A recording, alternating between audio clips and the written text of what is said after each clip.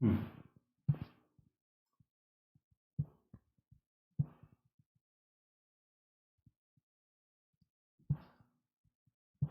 Okay, so it would probably help if I didn't have you all on mute this time around, so fix that right away.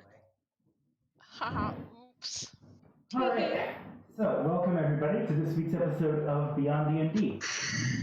Last week, the Siegebreakers finished up their second bout of time in Illiya, gathering items from Colm, from whom they had bought a couple of interesting things.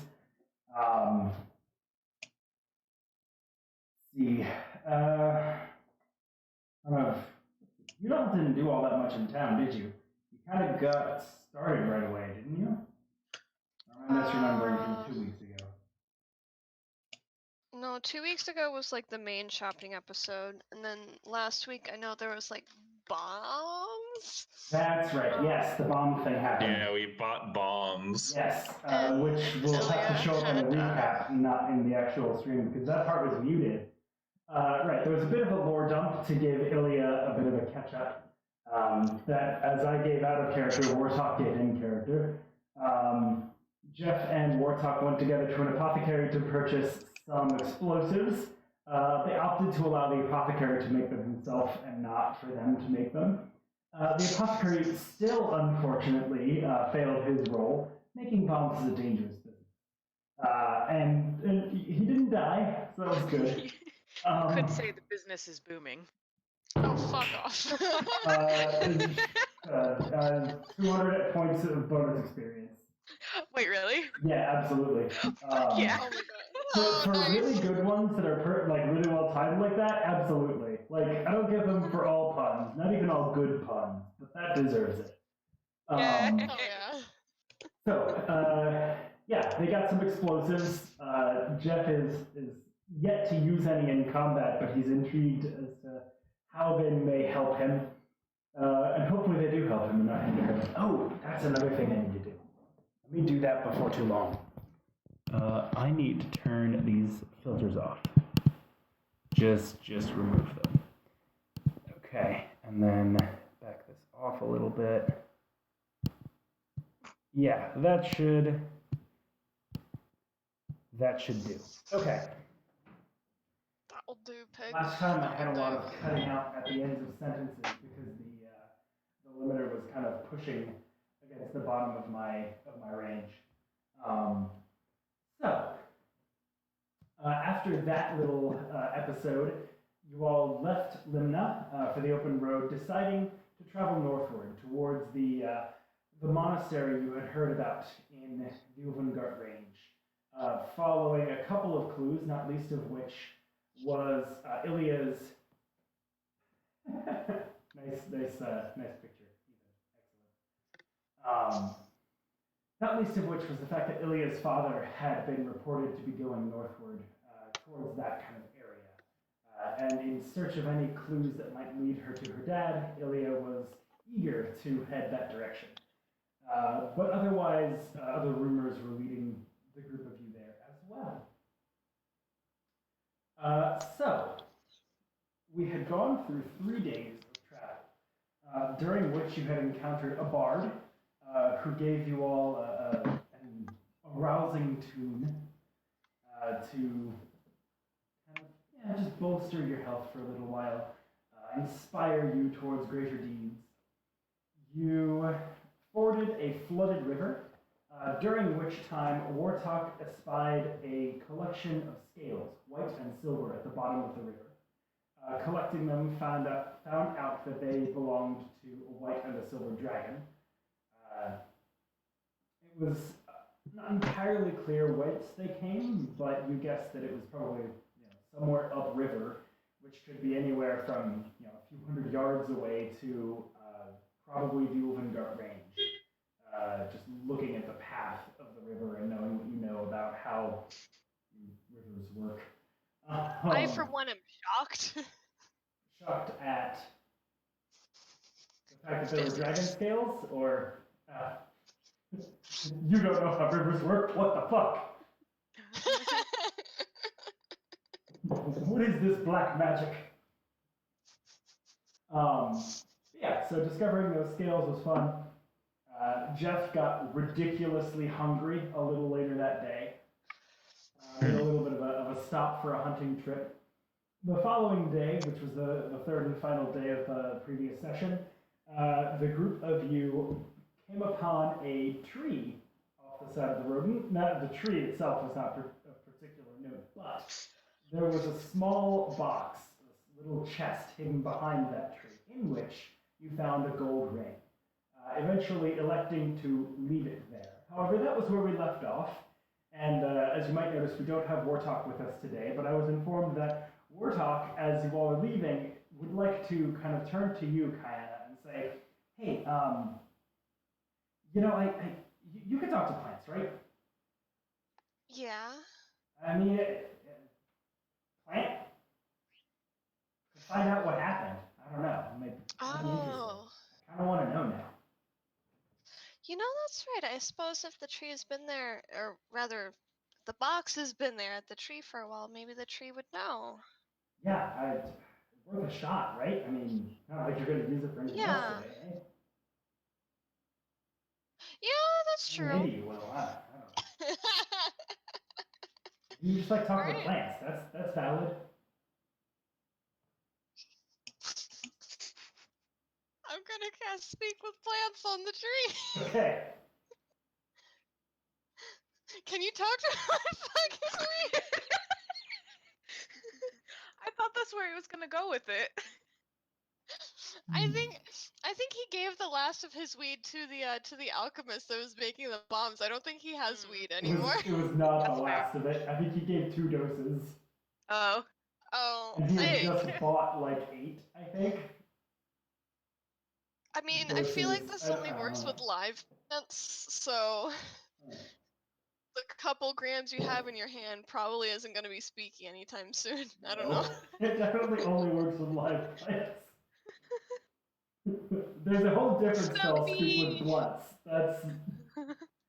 Hey man, Just like, you want to hey, get mate. turnt? Smoke me. Oh my gosh. That's not how the tree speaks. Oh, but I can dream. So it's mostly just kind of like, at first it's like, kind of unsure of what's happened, but you begin to like hear these like grunts of curiosity as you can feel it can feel some magic that has just occurred around it, but it doesn't know exactly what's going on. Excuse? Sorry. Nick just posted in chat.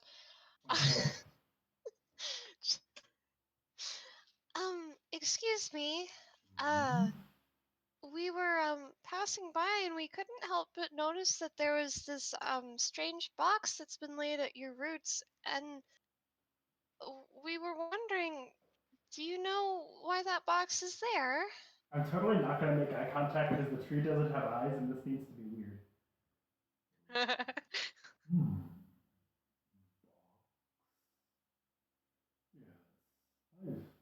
seen the box.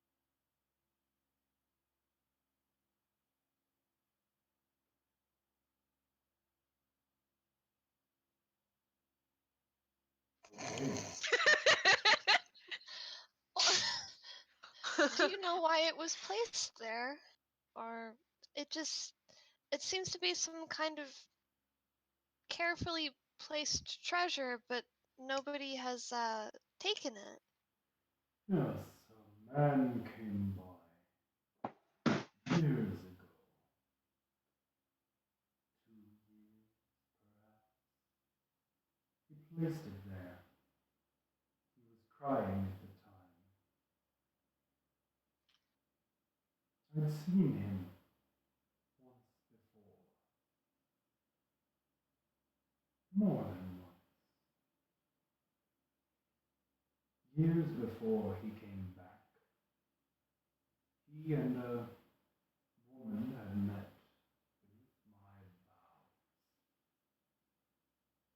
They had exchanged many a joyous moment there.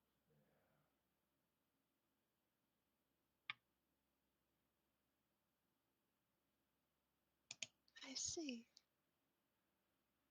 When he I came s- back, he was,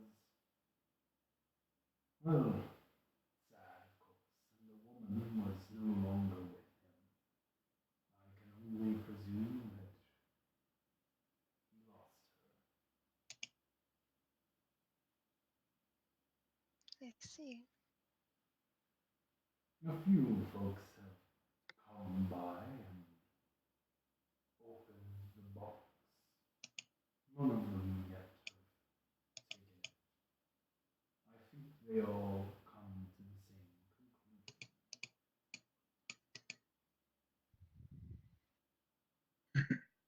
Right. How long does Speak with Plants last?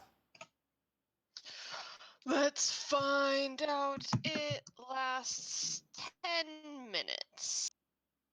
Okay, he's speaking about the pace Or- that I'm speaking, so we're good for now. Yeah, that's fine. That's fine. Warthog absolutely did come to that conclusion. Right. He was very invested in this. I see. Well, thank you for your wisdom. And I'm going to around the box and around the roots. I'm going to just I'll use Druidcraft to make some blooms appear. Oh, isn't that lovely? Thank you.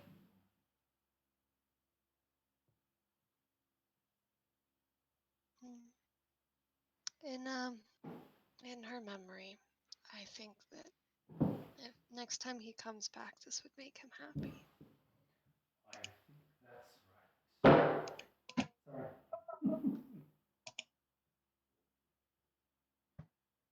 He just drops a branch on your head. It's dead. Wow. My bee. My total bee. Sorry, Holy. dog. Oh my That's a god. good one. Alright. So, lack of branches dropping. Anything else you want to Right. say to him? No, I think that clears things up. That definitely gives Warthog vindication. And let's say it's a good deed done. Indeed. So for the viewers, out of character after the session, last time I totally confirmed what Warthog said, but of course Kayana didn't know that. So this was fun. Right. In character we don't know, Right. but And it was a completely like normal reaction. Like definitely fits Kayana's character to be like, yeah, that actually makes sense. Let's try it. yeah.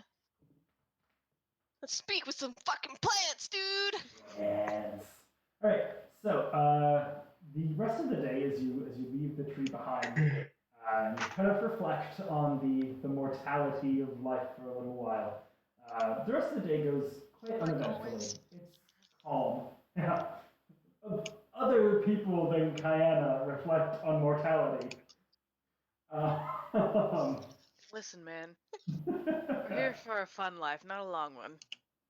Leave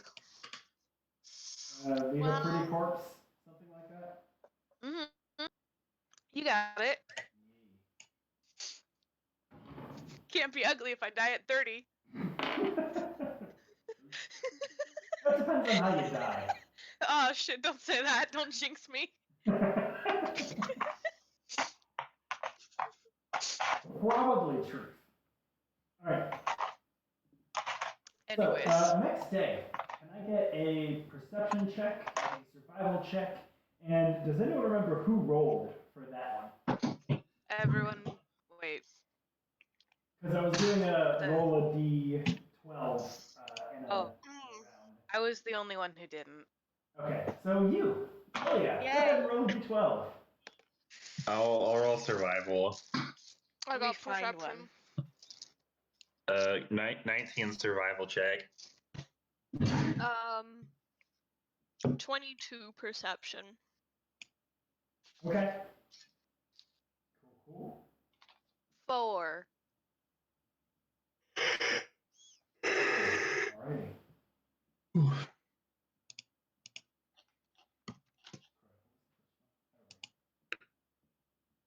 It was a 19 survival. Excellent. So with the survival and perception rolls, you made great progress that day. Sick. The weather is rather clear and it's beginning to kind of it stays warm like it had the past 2 days. Spring. Yeah, and it's actually quite temperate out. It's quite nice. And Jeff, it's not so warm that you're becoming uncomfortable, but it's Okay. not snowing. Darn it. Yeah.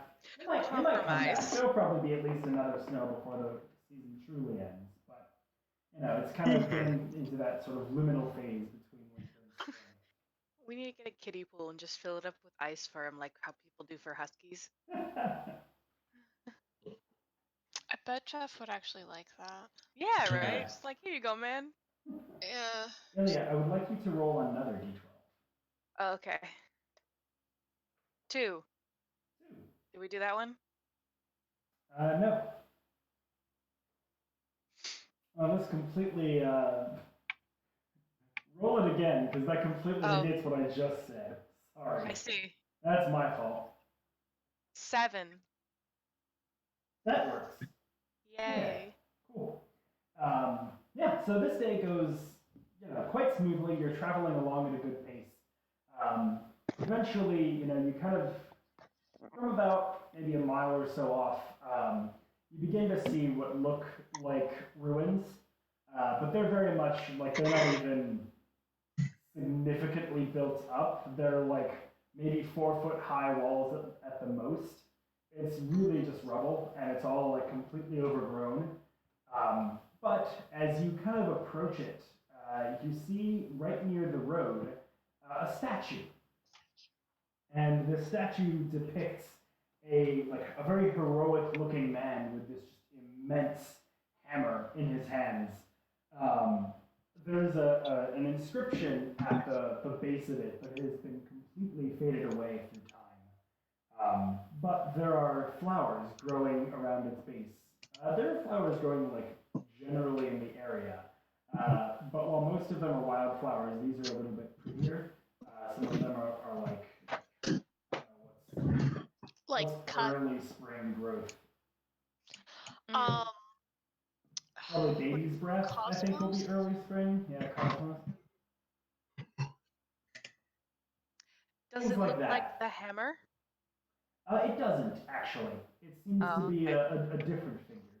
The hammer himself would have been a Goliath, and while this is a very heroic-looking man, It's not thick. Yeah. He's not, he ain't thick. That's what it seems. Just one. Yeah. So, yeah, I mean, it's just an interesting sight.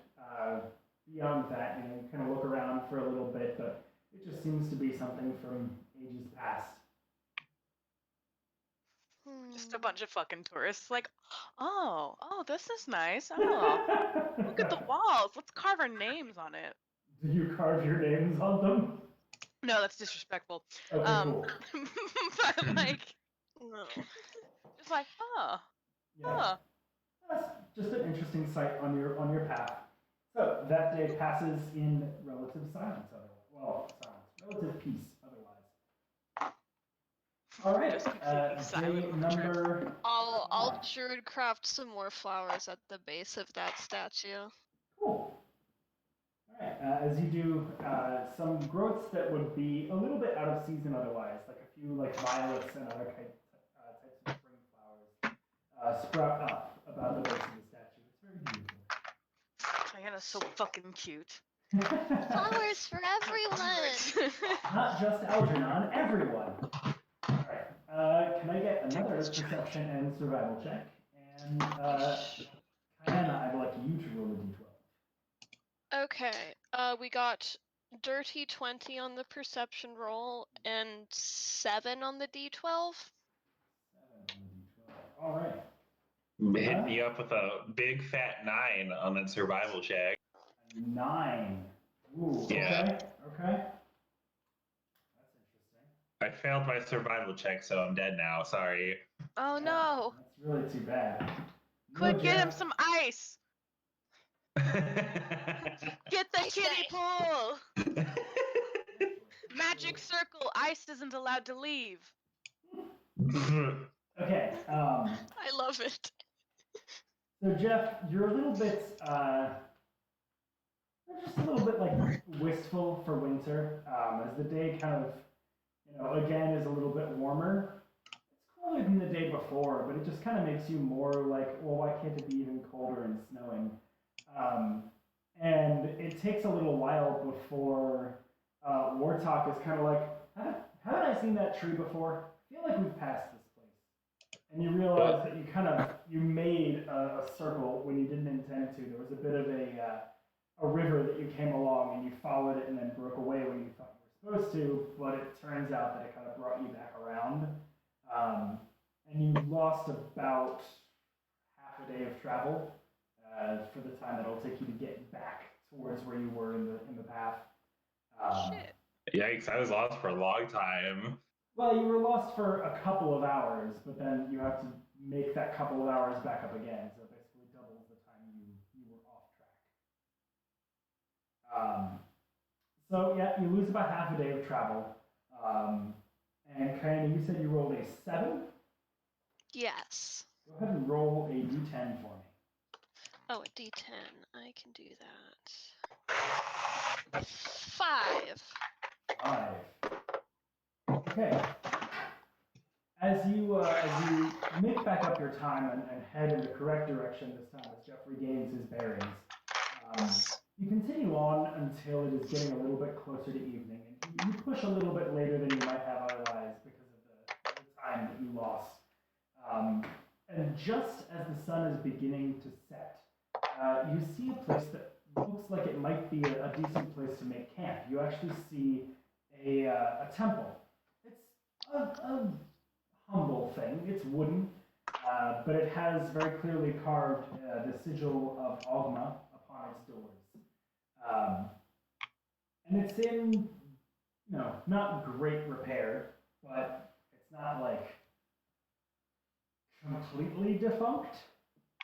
But as you approach it, you hear cries of help coming from within.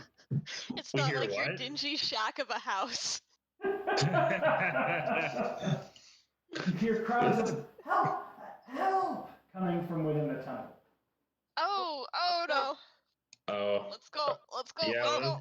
let's go. All right, so you rush forward towards the temple. The doors are already swung wide open. And as you enter, the inside is dusty. It looks like, while it's not been forever since someone's been here, it's been a little while. Except for a set of footprints that you see kind of traipsing throughout the interior of it. And you can hear the cries growing louder as you enter. As you follow them towards kind of the back of the, I guess what would be the nave of the church, you actually find kind of disturbed rubble that had been covering a pit trap. And 30 feet below, you see a man with kind of an adventurer's pack at the bottom of it, just like screaming his head off as the group of you come up and like peer over, seeing like rocks falling in around him, and he's kind of at the bottom of this, just helpless. Okay, who's got the rope? I do. I have rope. I should also have rope. I do also have rope. I have rope too. Together Cool. we make up one really long rope. Wow. All right, I'll lower rope down and ask him if he can still move. Okay. He says, I don't know, I think my leg might be broken. Okay, lower me down in. All right, I'll. Wait.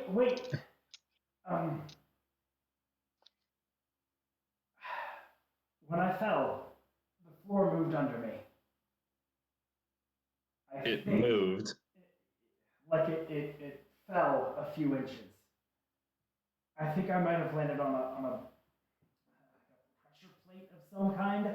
I don't know what will happen if more weight is added or weight is taken off. How much do you weigh? He kind of looks a little abashed. Just give us a rough estimate. I guess they use, sure, I'll use pounds because that's easiest. 220. Okay. Oh, that's nothing. He Turn looks back a to the little party. relieved as you say that. He's like, still, I don't know if, I mean, if it went down with my weight, it seems like more weight shouldn't hurt, but less weight, I don't know. So if you I pick turn me back to the up- rest. Turn back to the rest of the party. Have either of you read the book, or any of you read the book, Sir Indiana Jones? I've never heard of this book. It's No. a wonderful adventure book. Point is, at the climax, he switches out a treasure with a similar weighted item. I'm thinking we just swap it. How do you know it was similar weighted? Did he have scales with him? Did he? I'm not quite sure. The author left that out. It seems like they It's- took some it's a real plot creative hole. liberties with that It one. really is. But listen, regardless of the glaring plot holes, it was still a good book. But still, Well, I Well, believe you. potholes, what is this, Cleveland? Bitch, it might be. might as well be. Alright, So anything? okay. Oh. So there we is have to rubble find about. Yeah. right. How about maybe Wartalk could cast Fly so that once we push the rubble down, he's the You So might, we lower Wartalk you in. might still hit him with some of that rubble. It's not a particularly wide hole. how wide It's is not the hole? impossible, but with a broken leg, about 8 feet across. Okay. Gotcha. What if he used Dimension Door? There's. What is that? Was what? Magic? Dimension door. Oh. Man, I don't know either. Don't worry, we know magic. You know. Okay. That should help. Sounds Yeah. good. So do we want to lower Wartalk down and then have him cast Dimension Door? You know, it sounds the safest at this point. Yeah, you know, probably. Yeah, we lower Wartalk down. Having a magic lad in the party is wonderful. Actually, what we could do instead is Wartalk can like cast fly on himself and then just hover above that guy, not touching the hull. And then the rest of us can vacate the temple, and then he can dimension door himself and the guy out. That way, if a trap does activate, none of us are inside the temple to get hit by it. Jeffrey, you're goddamn brilliant. Are you sure you're a farm boy? Yes. That I just have that look at Illiya like, sounds good to me. I want to get out of here. Sounds like a plan. All right. Well, we'll make sure Wartalk is clear with the plan, and the rest of us three will leave the temple while he does his work. Okay. So Wartalk will. So is he casting fly on himself to get down there? Was that the plan? Yeah, he's gonna cast fly on himself, and he's gonna hover down there, not quite touching the bottom, and then he's gonna dimension door himself and the dude out of the temple. Yeah. The rest of it I know. I was just like, is he climbing a rope or flying? So fly. He casts fly on himself, and you see him begin to like levitate. And as you leave the temple, you see him drop below the top of this pit and floats himself down there. Reaches a hand out, and you hear this.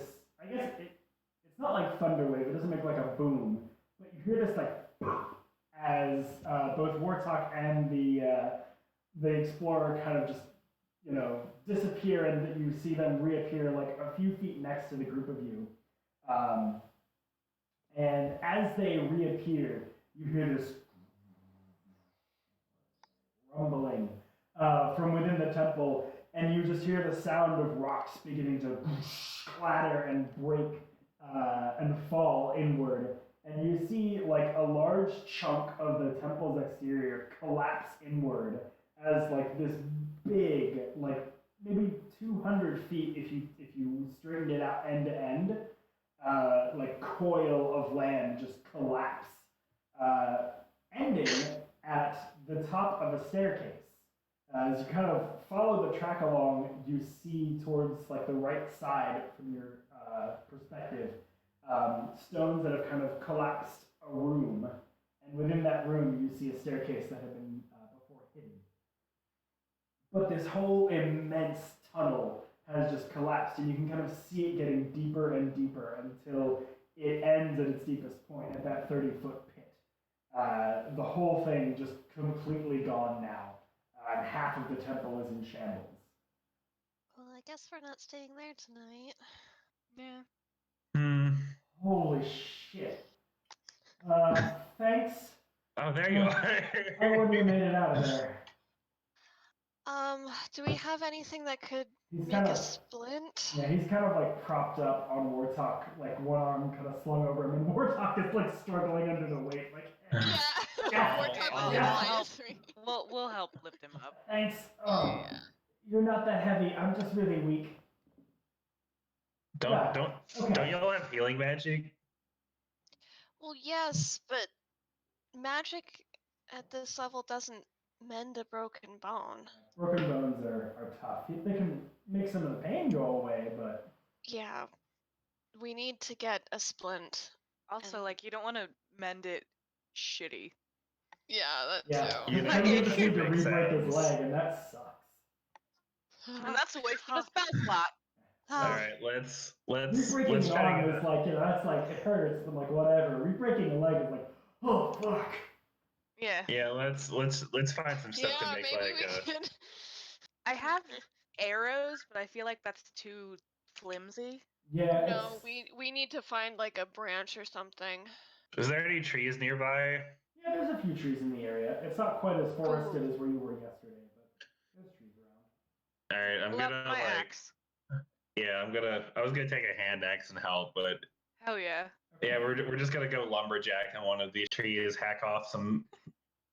One of us on one side, the other one on the other. Well, we don't need to cut down the whole tree. We just need to get like a couple like slats of wood to make a splint. You get some of the like lower hanging boughs. You're basically taking the rest of the day to do this, but you were planning on going to sleep soon anyway. So Yeah. Yeah. you hack down some of the lower, like thicker boughs, kind of plane them off so that they can make like a flat splint against either side of the leg. It's a rough job, but you know you don't have the right tools, so it's certainly good for what you've got available. And with some like rope, you kind of tie the splint around to kind of set the leg in place. And as you do this, the explorers just kind of, oh, okay, wow. I did not think I was going to make that make it out of there alive. I need to thank you. Here, I found some things while I was in there. Let me share it with you.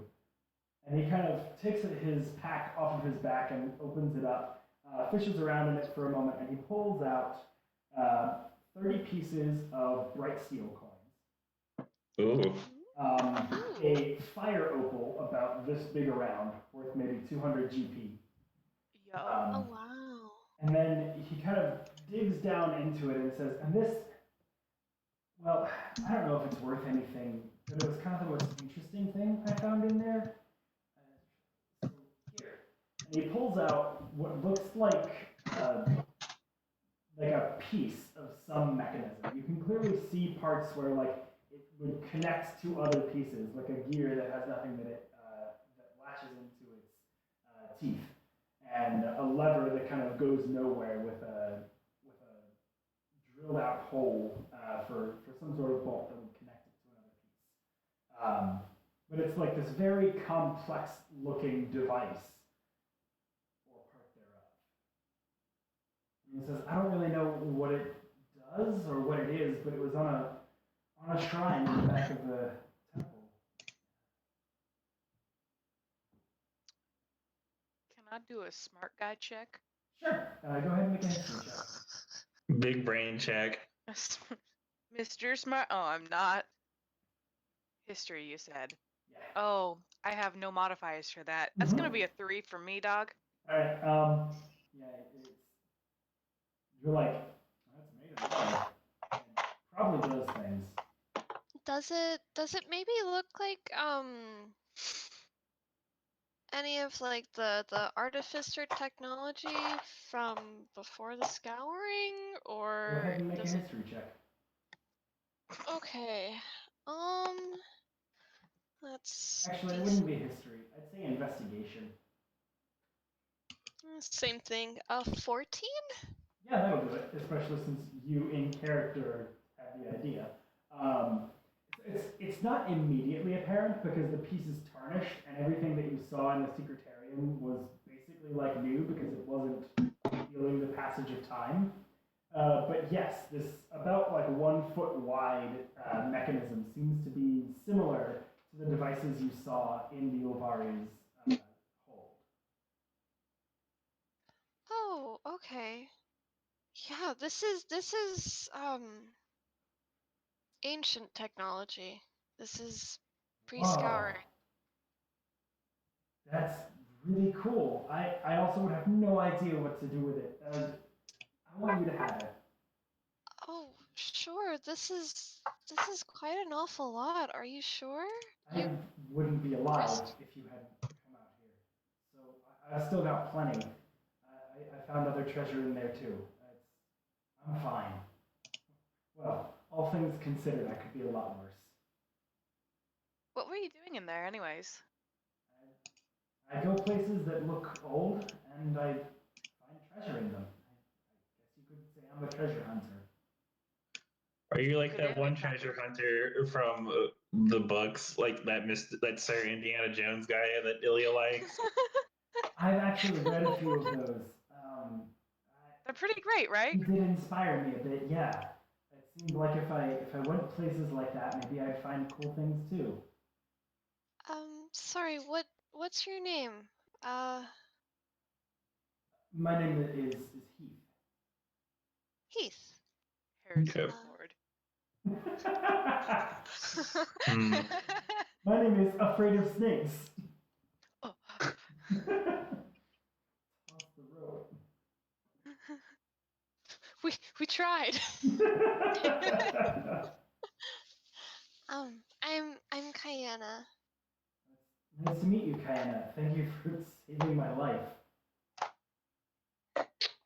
Well, Well, Warthog here was the one who I Yeah, suppose really did the deed. But all of you were there. No, I owe all of you a great deal. I hope this goes towards that side. That I can't really ever hope to repay, but well, thank you again, just all of you guys. I hate to be a burden, but could I maybe stay near you guys tonight? I don't really think it would be yeah. a good idea for me to try and leave on a broken leg. Oh, of course. Of course. Okay, thanks. How are you going to get back to town? I don't presume you can walk with your leg like this. That's a good question. Well, we're headed to the Tormish Monastery. I'm sure that they would have a more robust infirmary. It's probably the closest thing. No, I appreciate the offer, but that's a lot to ask of you. I think I can kind of hobble, and I know a few outposts nearby. They can take care of me. How far away? That's very How far away is the simple. closest one? I think there's a roadhouse about a mile away, maybe 2. And we can have Clanky carry you there. That's true, yeah. Oh, okay. He's the big robot dude behind us. He's the one that goes clank. I figured. Yeah, that's kind of his thing. Lad. Really very kind of you. It's no trouble, really. Well, I'm kind of tired. I think I'm gonna go to sleep. Sure. I'll see you Jeff, guys are in the you able morning. to make any like ice pack for this man's leg? Yeah,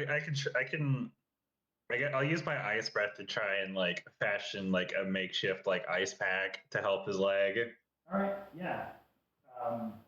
I guess it's just kind of like a somewhat rectangular blob of ice, but it'll do. Yeah, I mean, like using some like extra cloth because I think all of you have regular pairs of traveler's clothes. Just like, Yeah. wrapping up a block of ice in that. Like Warthog can shape it so that it's the right kind of shape and size, and then you can use your ice breath and freeze it, and you get like a good cold compress for him. Yeah. And we're raising his leg above his heart,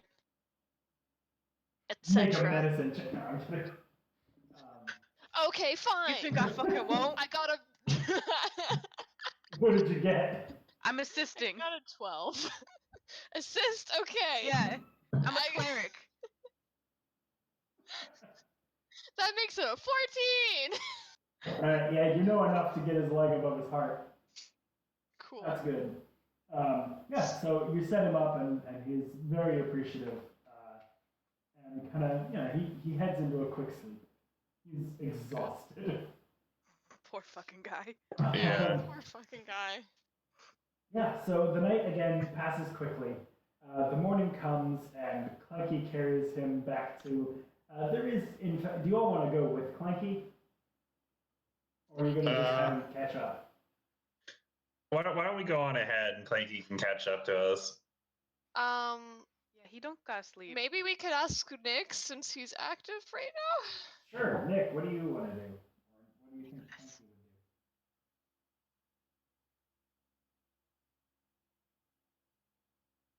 I need to open Discord,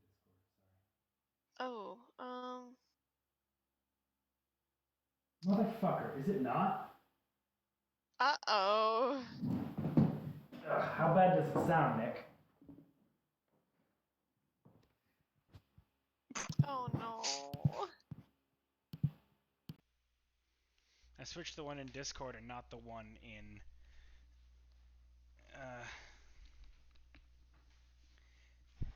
far and echoey. Oh, good.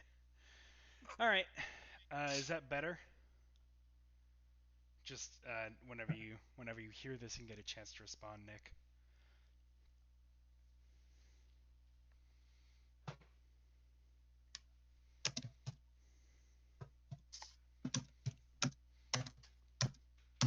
Sorry about the audio. God damn. God damn it, Ethan. Hopefully that's not like irredeemable, but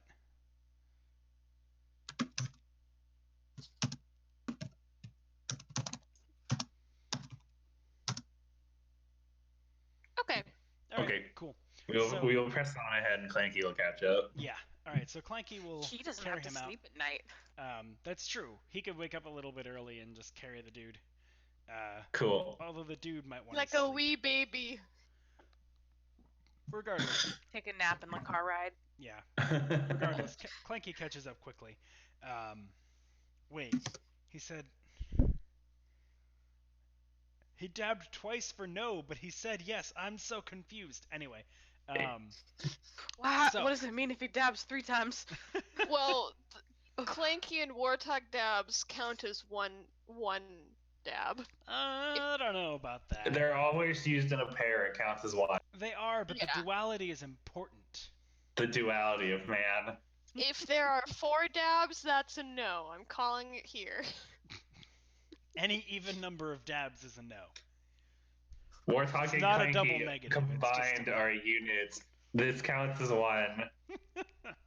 Okay, so Counts as anyway, one. for day 6, can I get a perception check, a survival check, and Jeff Oh god, to he roll pulled out the D12? full arsenal. Doesn't he have 9 This- now? He does. This is not even his final I form. can't hear it. Stop, I'm just stop. stabbing. He almost has 2 full gloves. Warthog, Nick, can you confirm if the mic sounds any better? I don't know if he can hear us. Oh, might he have it says on it's not mute. because of the stream, just people in the house. Gotcha. Can I get somebody in chat to maybe say, or somebody on the game to go and tune into chat real quick and see? Oh yeah, Elijah, if you're watching, could you just like DM me and let me know? That'd be sweet. Thank you. My perception roll was a 22. Alrighty. I got an 11 for survival. An 11 is good enough. Thank God. And what did you roll in the d12? Oh, was I rolling for that? Yee. Okay, 5. A 5. Alrighty. So. Alright. This day, as you're coming down the road, you're thinking about the encounter yesterday and the roadhouse that he might have been taken to, and around like 2 or 3 in the afternoon, you actually come upon a roadhouse. It's this big, like, Roadhouse.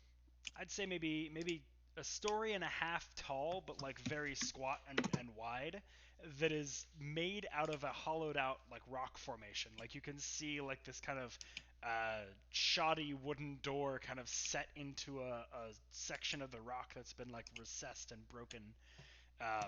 And there's firelight that you can see coming from within. Today's a little bit colder. It's maybe close to freezing, but not quite cold enough to snow. And there is a light rain intermittently throughout the day. Okay. Well, it's not snow, but I'll take it. So as you come to this roadhouse, do you all want to do anything?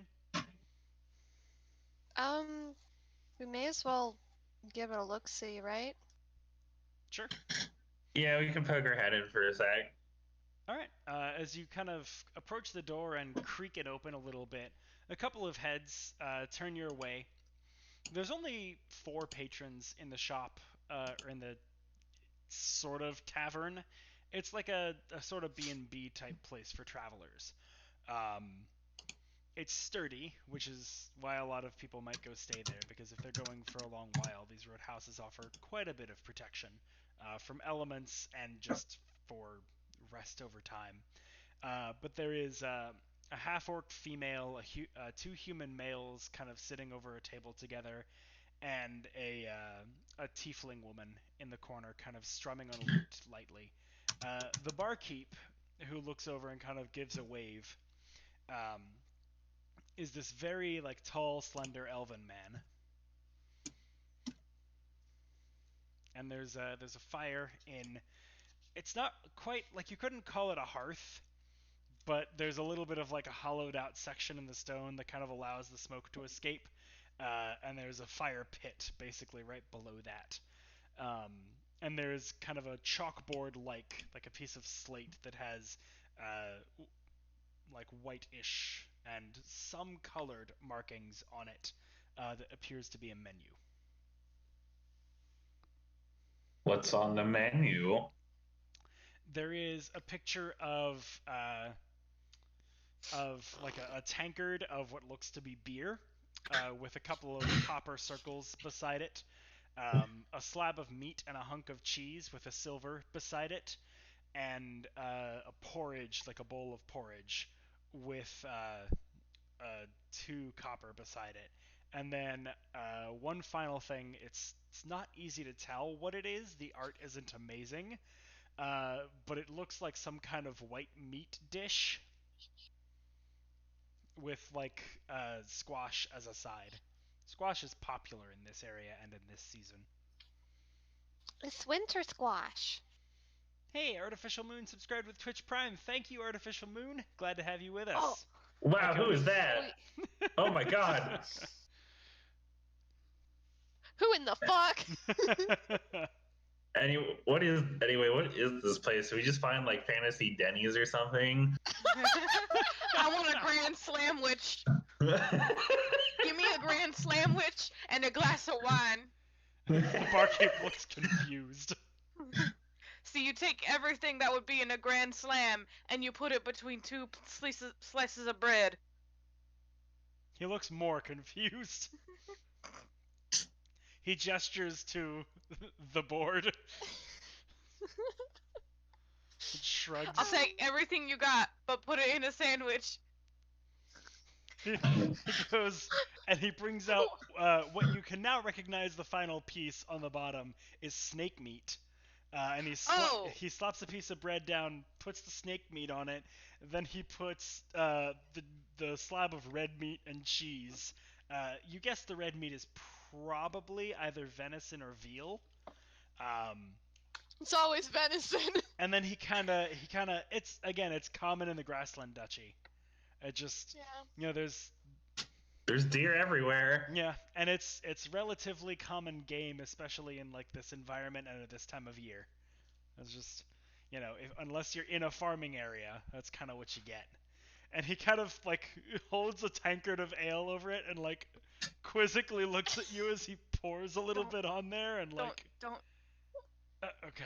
Well, he doesn't say okay. He just stops it, sets it down, puts another piece of bread on top, and slides this monstrosity towards you. Listen, everything's better in a sandwich. You learn that in monasteries. So how much is that going to cost? He just points individually at each amount on the board. Cool. I am cool. Out of character. Totals 2 silver and 4 copper. Cool. I get the feeling at this point that Warthog would be signing to him. There's not really a sign language. I don't know, but Nick would be trying out of character, I'm sure. He probably I certainly like he might be making like gestures, but the barkeep is gonna get like 10% of it at best. But he appreciates it. Yeah, like that it's sounds like very accurate. yeah, he appreciates the sorry for the pun gesture, but it's. Anyway, Illiya, how is your snake venison cheese beer sandwich? Not gonna lie, it's a little weird. If you eat each Not piece the- separately, it's Well, pretty I was gonna good. say not the individual but- pieces, but altogether. Yeah. Altogether, it's a little weird. Kind of shrugs. And he's Again, like, not Some bad. cheese, please. and he pulls meat and cheese from the. Wait, did you say Only the meat and cheese? cheese. Okay, just cheese. He pulls a hunk of cheese from the back. There's a little bit of like mold, basically around it, and he kind of slices it off on each side to reveal a not moldy bit underneath, and just kind of tears a hunk off and puts like half of it on a wooden plate and slides it over the bar to you. Thank you. That is legitimately how a lot of cheese works. Oh yeah, it is. Especially when you don't have a refrigerator to prepare it in, you let the outside mold and then you cut it away, and then eventually people discovered that putting it in wax preserved it for longer, and so you still find like wax around cheese wheels, and that's why, because it stops it from molding as quickly. Maybe at all, at least for long periods of time. Yeah, I want to say for long periods of time, because if the outside is sealed off, right, it it's would a only very be good inner protector fermentation. against mold. But this guy out Yeah. here in the middle of nowhere does not have a way of making wax. Nope. Or maybe Jeff wants some blue cheese, yeah? Pre-baked mold. Awesome. No, I'm good. I'll take I'll try the snake meat. All right. He pulls a plate of this. Well, he goes and prepares a plate of the snake meat with the kind of winter vegetables on it and sets that in front of you. It's actually very good. There's a reason it's like the priciest thing on the menu. It's actually spiced like quite nicely, and it really like you get this. Like it's a little bit acidic, but it's like it works very nicely with the other flavors in the dish. Yeah, it's just very tasty. How much was it again? 2 silver. Okay, cool. That was pretty good. He smiles and nods and kind of bows his head a little bit. I'll smile and nod back. Oh, Cody, since you're listening, can you let me know if the audio is okay? We were having a bit of a trouble with my mic earlier. As in, it was the wrong one. All right. So after your brief time in the, pretty much everyone else in the tavern is in the roadhouse is kind of keeping to themselves. Okay, we all sound fine. Thank you, Cody. None of them like approach or make any gesture to like talk to you. You could talk to them if you want, but no one's going out of their way. Anything else you would like to do in the tavern before moving on? I think I'm good. After your mid-afternoon meal, the rest of the day goes uneventfully. Day number 7. Can I get perception, survival, and Illiya rolling a d12? Yeah. That is a 24 on survival. Oh wow. 21 Okay. on perception. You guys make great time this day and actually make up for the lost time you had before. Jeff manages to. You're kind of coming across an area that's kind of like more heavily wooded, and then a path that diverges around the wood. But Jeff, after a brief moment of kind of appraising the environment and gauging the size of the forest, he's like, the road cuts around it, but Jeff says, no, going through the forest will actually be a little bit faster, and it does indeed save you a couple of hours. They're well-trodden paths, even though they're not roads, through the woods, and he turns out to be very much correct. And you said you got a 21 on perception, or 22? 21. 21? Okay. And Illiya, what did you get for your d12 roll? 9. 9. All right. Can I get you to roll a d10? Yes. 7. I was 6 afraid of 7. Okay, cool. Because 7 has killed before. And he will kill again. Jesus. Guys. 7 isn't Hannibal. Oh wait, he ate 9, so I guess he is a cannibal. That is exactly where my mind went. Alright, so, Yep. I'm pretty sure that was the intention, although maybe I got that wrong. He's killed before he'll kill again. I figured that was like just a variation on the theme of that rhyme. Anyhow, doesn't matter.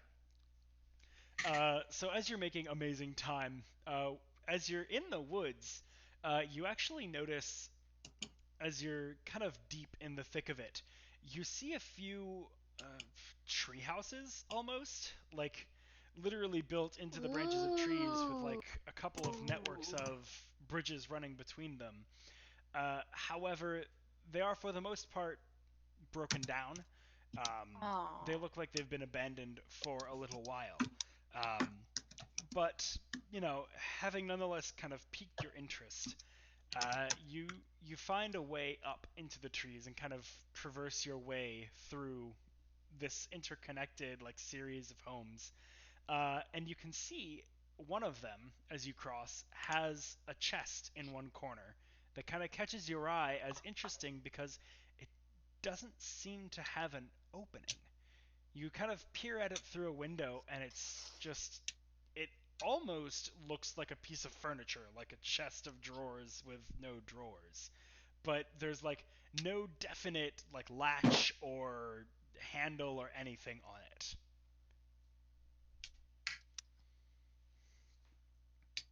What do you think? Should we go get the chest? Should we look inside?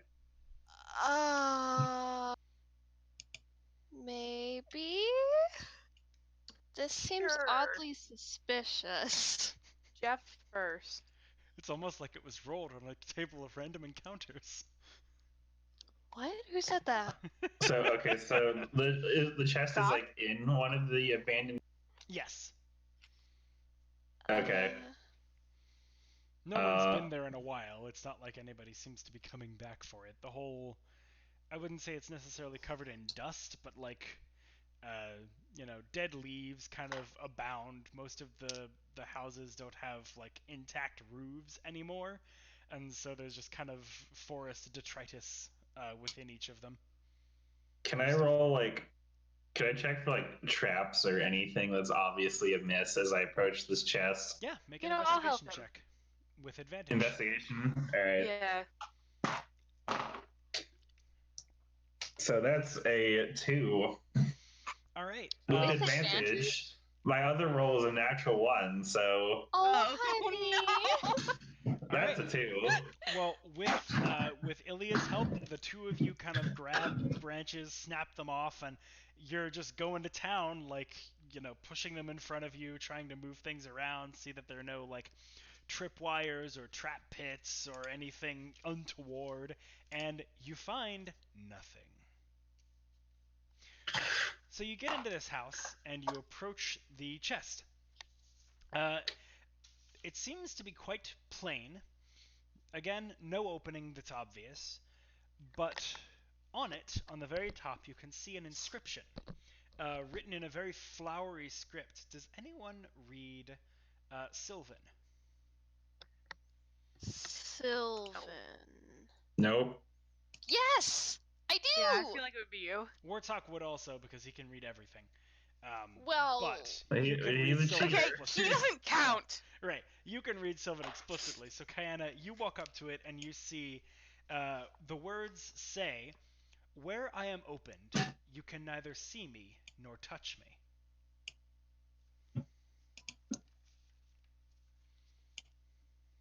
The heart. Should we burn it? Wait, Jeff! A chest cavity.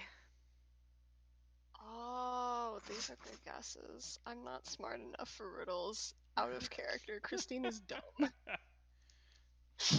So you think it's a riddle? Say it again.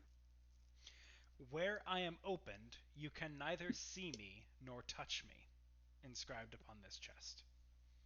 The Yeah, dark. so let's burn it. Jeff!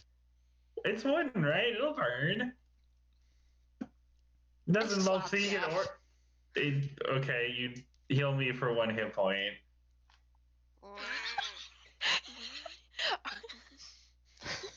I'll punch him.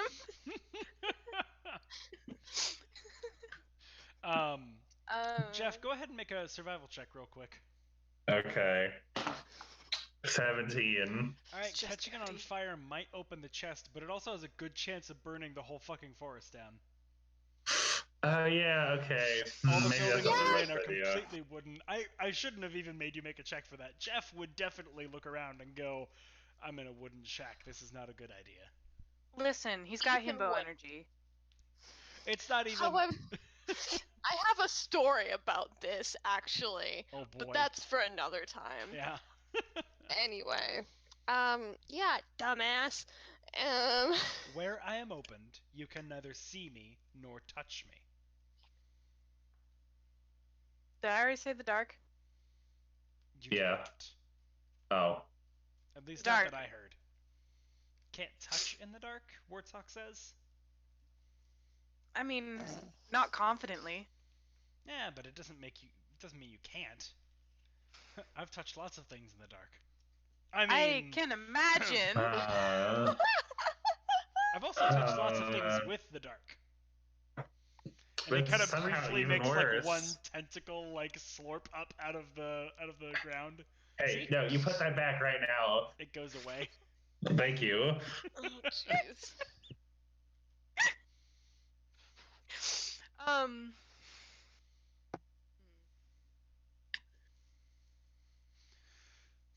Do we just like have to think it open? I don't know.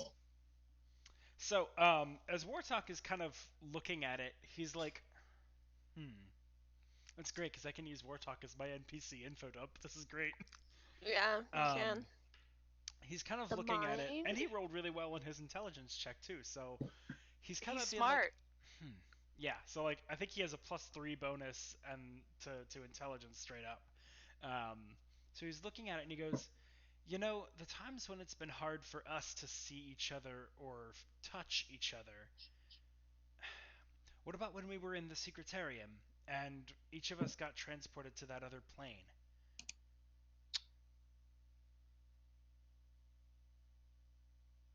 Do I got a face up inside of it? It's maybe. The lock is opened from the inside. Oh, yeah. You know what? I may as well try. Okay. So How as large is you- this chest? Not very big. Can you fit in there, Kayana? Cat? If you squished into a ball.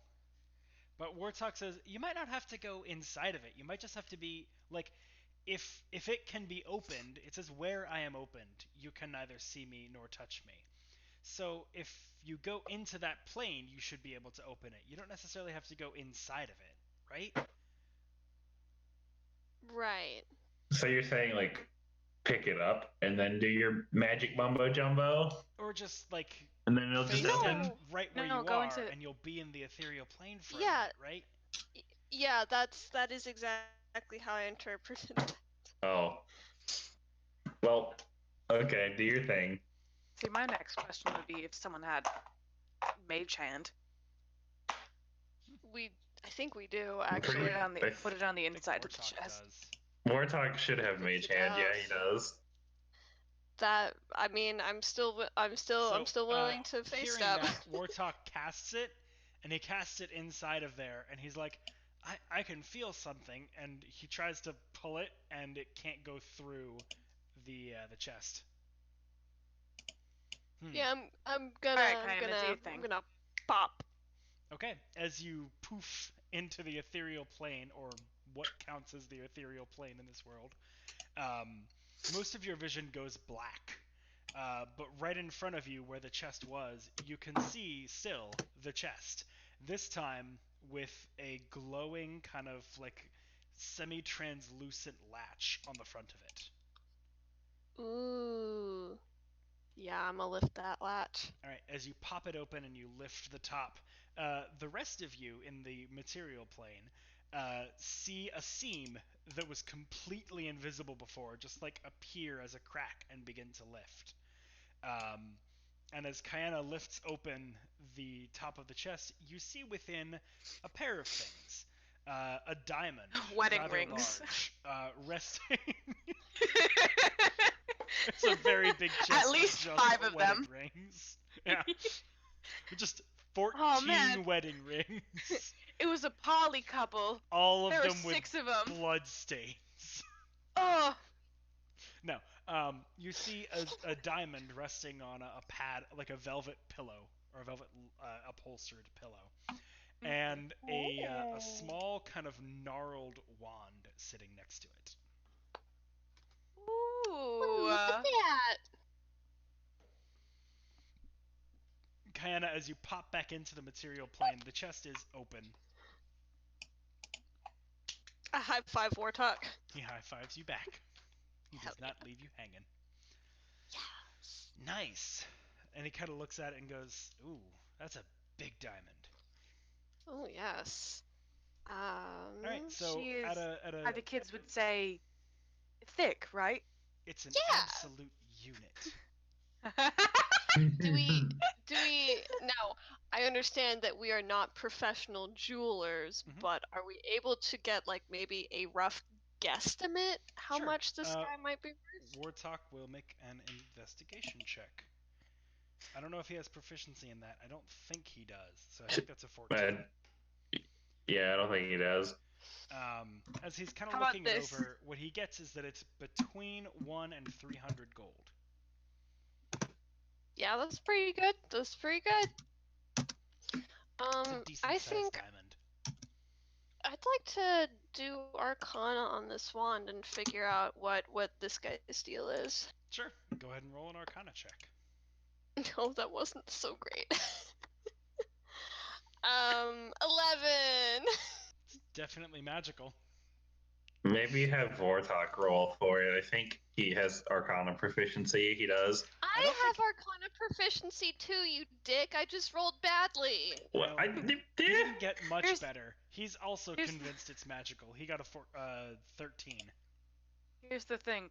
Warthog has the brain cell in this group. He's the only educated boy here. He has the one brain cell. Yeah, and he uses it to do drugs. Not a bad choice, mind you, but like, I have +2 int and I also do drugs. well, see? the The only smart people. thing to do is to do drugs! Excellent. Excellent. All Wait, the smart people no. do drugs. No. No. We do not condone drug usage on this stream. We talk about it because it's lighthearted and fun. I'm in Hi, Nick. Washington. It's legal. We have depression. I've never done anything other than alcohol or prescription drugs when prescribed. Come to so Washington. I might be the tame one here. I honestly have no interest in it. Like, I don't judge anybody who know, does. that's Like, that's fair. fine, but it's just not my Oh, style. Nick, look at Discord. Nick just did a roll. Use that for whatever you need. Cool. All of his rolls are just a 15. Cool, I accept this. I accept. Sure. Okay, cool. So, yeah, effectively, I already rolled for his Arcana check, so I'm going to use my roll, which unfortunately is not much better than yours. You're both convinced it's magical, but, like, neither of you have the Identify spell, and you have to roll quite high on an Arcana check for me to give you something similar to that, so it's magical. It's definitely a wand. You don't know exactly what it does. I suppose. Give it to Jeff. I guess Wartalk would be I able am to not get going to give it. the school, which, let me see if I can divine the school. I say that because it might be divination. I don't know if wands have schools specifically. I know like some that cast spells would have a school, but Right. Oh wait, no. I use my magical eyes. I forget that I have them. Oh, yeah, does your it tell you Eldritch. what something is, or just that it's Yeah, magical? detect magic tells you the type, the school. Oh yeah. It would. Yeah, it would indeed be divination. Ah, Yeah. excellent. Kayana, keep it. Okay. It's divination. Sure, I will take this mysterious wand. Alrighty. I guess if we have downtime, if we have a like a night of rest or something like that, maybe I could try it out. Just kind of like give it a test run. Sure. Ooh, Ironically that's enough, a fun it's the one, identify actually. spell. 3. Amazing. Whoa! Alright, so that's basically it for that day. As you depart the village, kind of marveling at just the construction of it, and then also the treasure that was hid within. Oh, actually, Kayana, make a charisma, just general charisma check for me. Oh, that's pretty good. It's 21. Okay. Ah, I got a charisma may not natural have been 18. the perfect stat for this, but it works, and you rolled well, so it doesn't really matter that much. You feel a kinship in this place. It's interesting. Like, you kind of feel like, almost as much as when you were with Solomon, you kind of feel a sense of belonging. Like, this place might have otherwise been inhabited by Fae.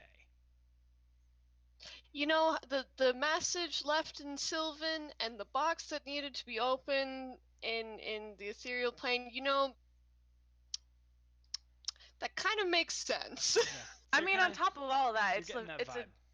It's a Town fucking in trees. treehouse. Right. It's trees. Yeah, Like- the whole thing kind of speaks it, but like even more than just like the accidents of it, you have like this innate feeling of like, yeah, okay, there's still some like influence here. All right.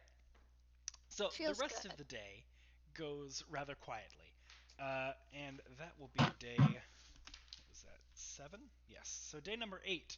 Can I get perception, survival, and a D12 from Kayana? Illiya, you did the last one, right?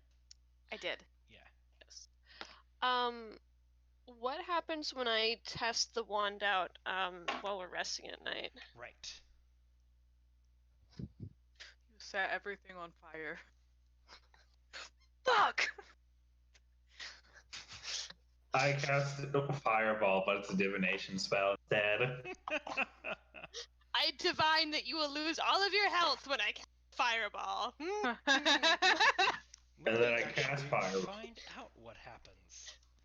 when A you- nearby divination wizard rolls 2 1s, and you fail your dex save against fireball.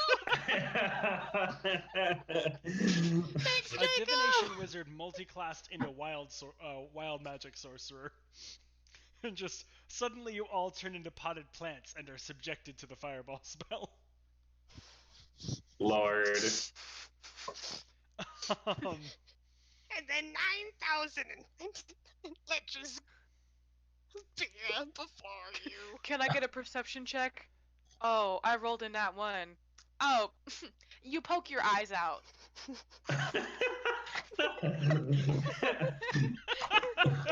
Just you can never perceive again. It's my favorite video of his. Who's It's this? What is really this? good. This is XP to level 3. Oh, okay. I don't know. Maybe it's just the particular videos I've watched. I haven't been the biggest fan of his. Like the content is fine. It's just I don't know.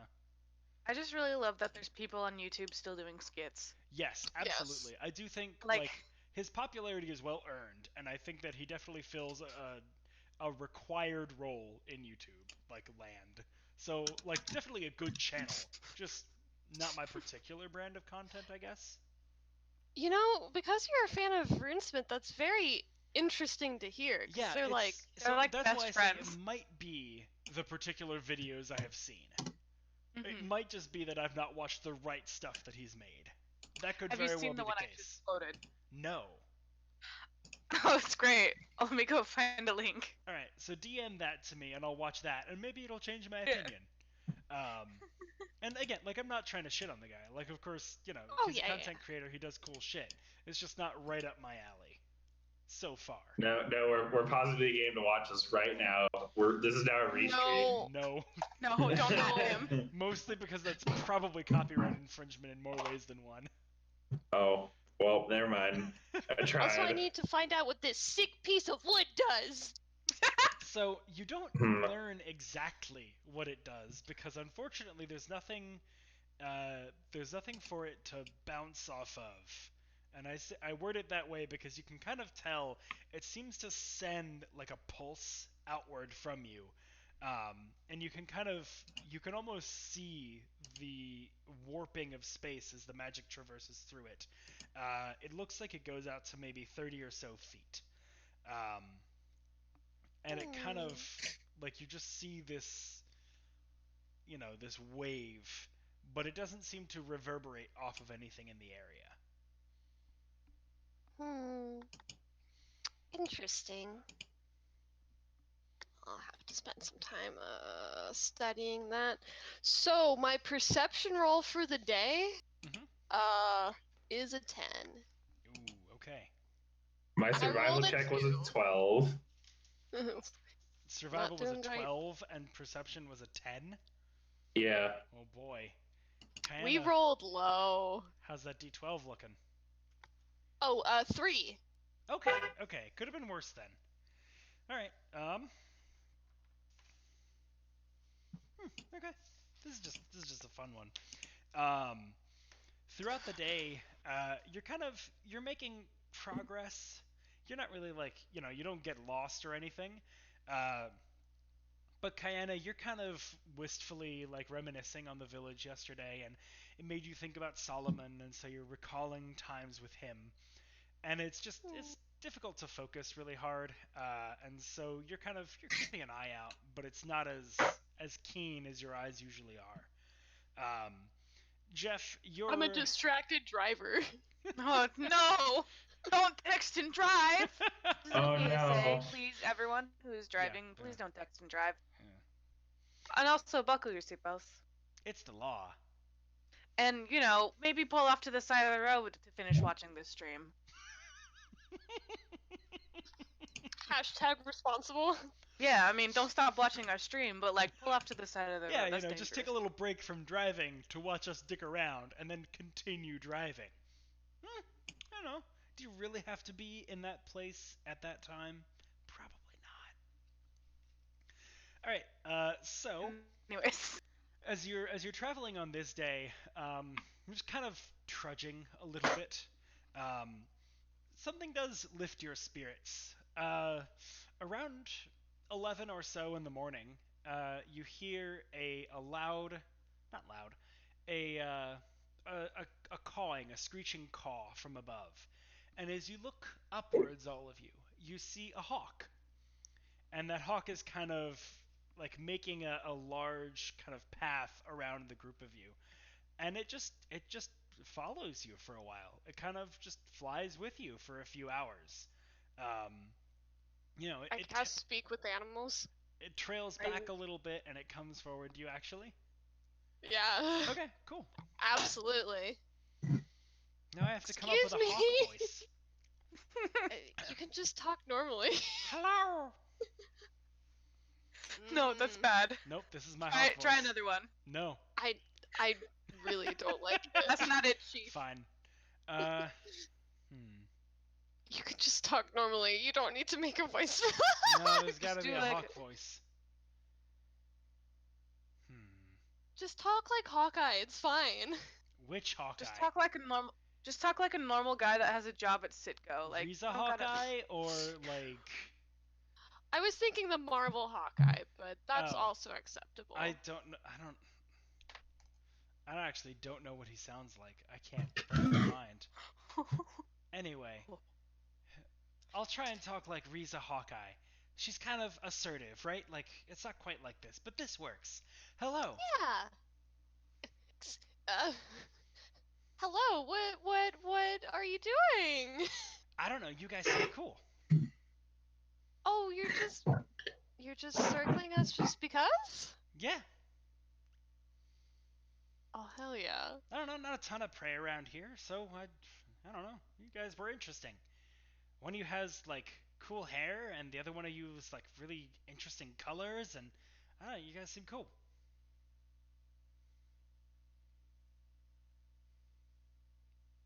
I look at the hawk with my third eye. Ooh, rabbit! Wait. It dives, catches a rabbit, pauses momentarily, and you kind of hear this like.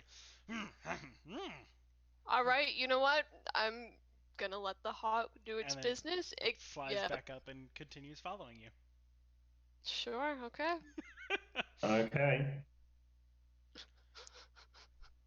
Okay. Yeah, so the hawk follows you until about like 4 p.m. Until you kind of come across another more heavily wooded area, and it dives down into the trees and takes its leave. Cool. Alright. So, at the end of that day, let's go on to day 9. Perception, survival, and Jeff, can I get a d12? Okay.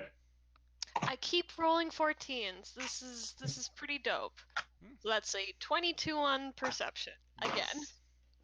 Nice. I got a 17 for the survival check and a 2 on the D12. A 2 on the d12. Alright.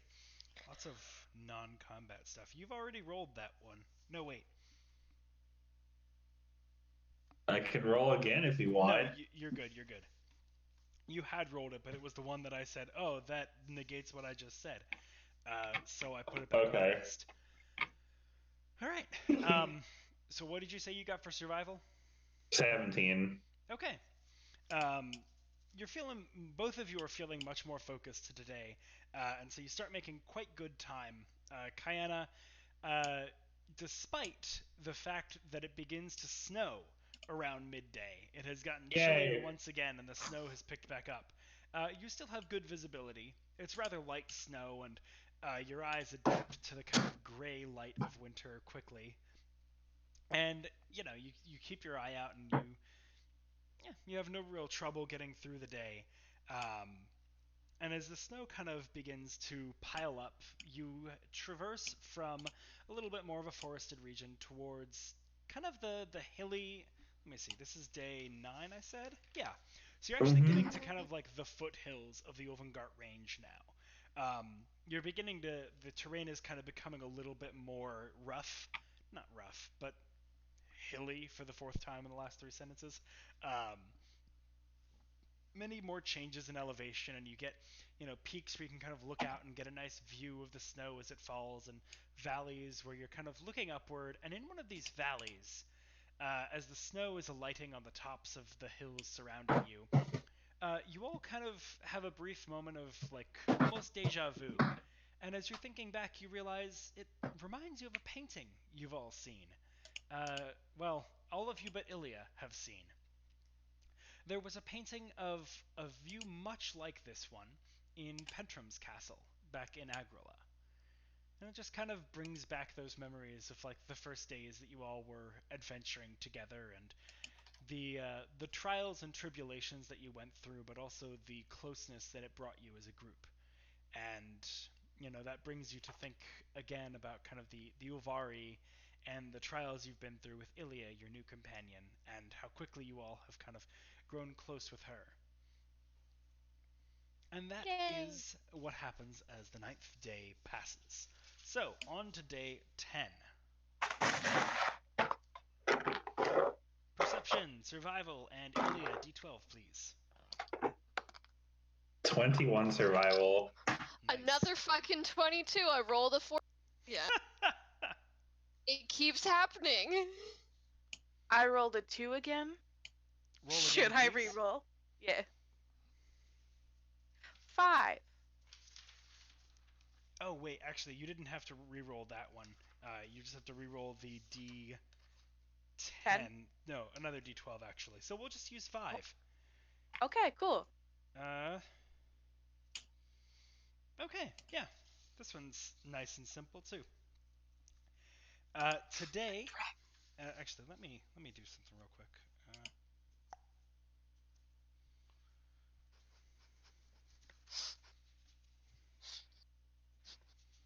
Why don't you just 3D print yourself a straw and suck it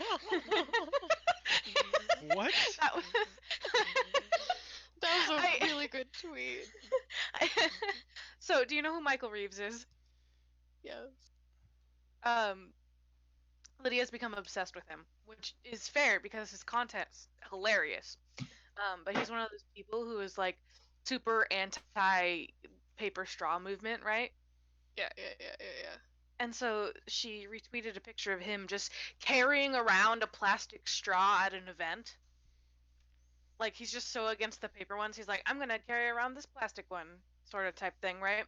And I was talking about it. Metal straw, it solves both problems. Yeah, no, it's like the same people who get pissed off about the straw situation are the ones who make fun of people for, like, getting a plastic or metal one that can be cleaned and reused. And so I look at Kyle today and I'm just like, bruh, just fucking 3D print yourself a straw and suck it up. Excellent. Okay, so... Send tweet. And is today... As you all are traveling, the snow continues on throughout the morning and into the early afternoon, but then the clouds kind of break up a little bit, and you can see above that kind of low-hanging layer of snow clouds, there were some higher up, cirrus level clouds, but they all as you're looking up at them, as sparse as they are, you can kind of see shapes in almost all of them. It's very interesting, just how much your brains are making these connections as you're looking up at them. You always kind of see shapes in clouds, but this day seems especially to lend itself especially well to that. And as you're looking, you see just animals and humanoid shapes and various objects. It's just very interesting as you're kind of surveying the skyscape. It's just fun. It breaks up the mundanity Jeff of only travel. sees eyes. Jeff sees 1,000 eyes. Staring back. If you gaze long into the abyss also gazes back into you. And as the clouds from the snow are breaking up, it also also many sunbeams filter through the clouds and kind of alight upon the landscape in a very beautiful way. Every new hill you crest kind of brings this new vista of lit, gleaming white snow on the horizon with various patterns of sunbeams laying across it. It's very nice. It's a pretty day. Alright, that is day 10, and you are beginning to draw close to your destination. The Ulvengart Range is now kind of appearing, looming ever larger on the horizon. Most of the way you look across east to west is dominated by those rising peaks above that pierce the clouds. And each day brings you ever closer to that. And you know that Your destination lies somewhere within, as you've kind of gone far enough to the west at this point. Your trek on the 11th day begins to turn directly northward. So, day 11, can I get a perception, a survival check, and a d12 roll from Illiya, I believe? Is it Illiya Wait, again, or me is it again? Jeff? I just did one. I think it was Kyanna's I turn. mean, for I the would roll D12. one again. Kyanna, sorry. It's with 3 people, I keep expecting it to... I keep, like, thinking there's one more in there. Dividing evenly. Yeah, it's... Yeah. Yeah. 24 on perception. Damn! I got a 22 on survival. Okay. And 5 on the d12. A 5 on the d12. Might have to re-roll that one. No, I mean, that's fine. After that, I want you to roll another d12. This one you might have to re-roll, because we're starting 8. to saturate this category. Hey, you don't have to do that. That one has not been used yet. All right. So as you are traveling on this day, you're beginning to get closer and closer, kind of not out of the foothills. The foothills are getting steeper, and you're finding more kind of rocky outcroppings as the terrain changes from this kind of hilly area to the actual beginning of the mountain range. You're not quite in it yet, but on the following day, you're going to start ascending into the Ulvengart Range. As you do come to kind of those more steep foothills, the tree cover also increases significantly. And they have changed now from kind of a mix of deciduous and conifers that you've seen throughout your travels to almost entirely coniferous at this point. You're seeing many pines and firs. It's not, this is very much beginning to be a mountain climate.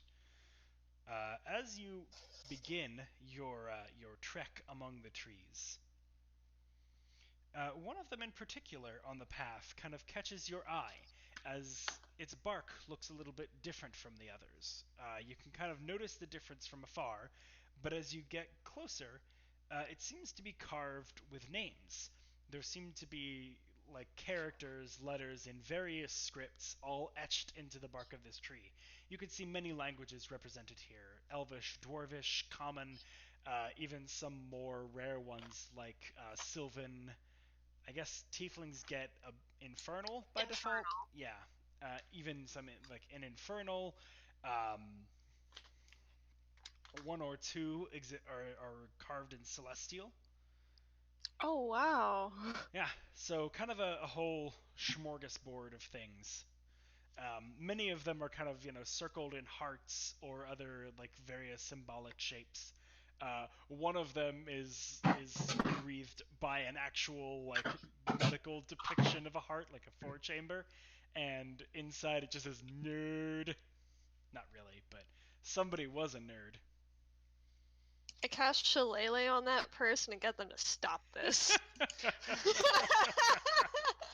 Excellent. That is a crime for which there can be no forgiveness.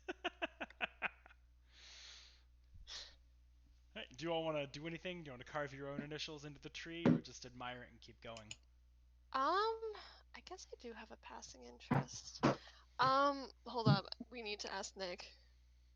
He had to leave. I know, but he's still in Discord. So, out of curiosity, okay, yeah, Nick wants to carve our names into trees. Hell yeah. Out of curiosity, how far back does this go? It's just one tree. Yeah, I know, but I mean, it is on a relatively beaten path. And no. I mean time. In time. Sorry. Because carvings weren't eradicated by the scouring, were they? You don't know for sure. You might assume so. In fact, I'd say largely people would assume so. But wasn't there, Dallin, the Shrouded Blade, weren't there Yes, but that was particularly because the writing itself was erased, but what was left behind still had the Oh, it markings. was the 'cause negative space. Yeah. Okay. So depending on, I mean, with a tree, the bark probably would have regrown even if that were the case. That's why I'm not smart. I'm not going to say anything about that. Because Hell yeah, I don't let's believe carve our that's names. true. But, you know, I guess I just said something about that. I'm not smart. All right. Do you want to... So, make an investigation check. Or... Would this be survival? Actually, no. It'd be nature. This would totally be nature. Make a nature check. A nature check. 18. Okay.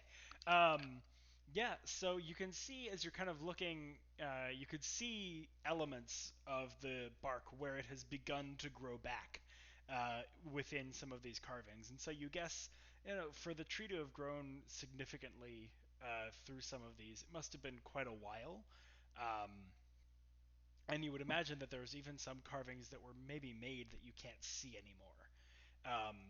But given kind of the rate of bark regrowing, you guess some of these may be as old as like 60 or 70 years. Seems to be a rather long-standing tradition. Nice. And if anybody out there is a better arborist than me and is like, oh, Matt, that's way too long. The bark grows way faster than that. Whatever, it's been cut a lot and its healing powers are bad. Man. Yeah, shut up. All right. Nerd. I love you. But okay, so, yeah. You could tell that, yeah, it's been around for quite some time. As a passing note, you have passed a couple of like towns in the near vicinity. They've been a few miles off the beaten path, so like you haven't gone up to them. But you know, there's a couple within like 10 or 15 miles of here. Okay.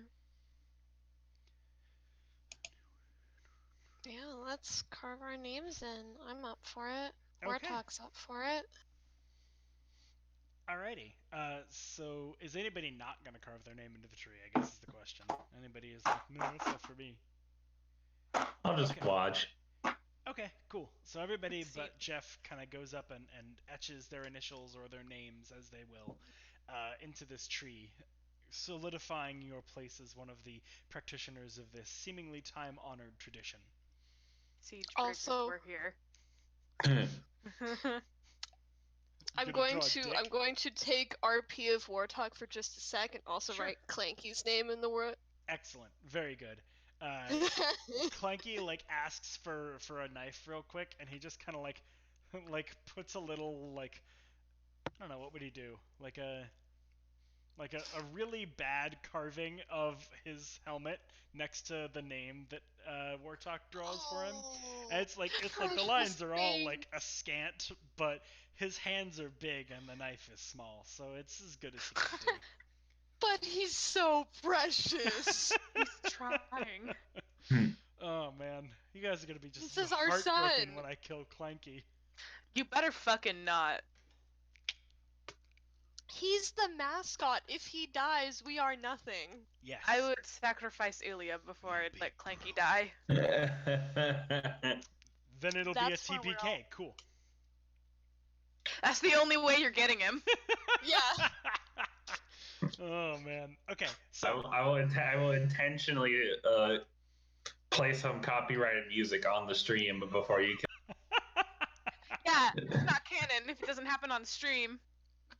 so the whole of last session isn't canon, and I guess you guys don't have any bombs. I'm kidding. I'm not gonna be that anal about it. He's figured out the system. All right. Whew. Okay. So, you carve your names, and Siegebreakers was here, and Clanky's helmet into this tree. Clanky's is like a little, like he kind of lifts Wartalk up and then does his higher up, so it's like maybe like a foot or two above all the other carvings on the tree. And so you all leave that Bless. behind, and just kind of, think about the the rest of the day you're traveling, like wondering about all the folks that must have come through here, come and gone in days past, and all of them being part of that same, like, oh, let's carve something into this tree, make something a little bit more permanent. And so yeah, that is day 11. At the end of this day, you are starting to get into the mountains themselves. So the terrain is becoming rougher and your progress is slowed a little bit. I don't believe we have a ranger in the party whose favorite terrain is mountains. So yeah, it'll be difficult terrain, and so yeah, you'll be making a little bit slower time. But since Jeff has rolled very well, you've actually come to this about a day in advance of where you would have been. Because the last 2 days, Jeff, you've gotten over a 20, and I forgot to mention it those days, but it has increased your or decreased your travel time. So, day 12. Cool. Can I get perception, survival, and a d12 roll from Jeff? Okay. Ooh. Not so good this time. I'm gonna undo all my bad luck or good luck. I got an 8 on survival and a 12 on the D12. Okay, awesome. Kayana, what'd you 19 get for perception. 19. Okay. Yeah. Jeff, can I get a D6 from you? That's not good. Uh-oh. 4. 4. We finna die, fam.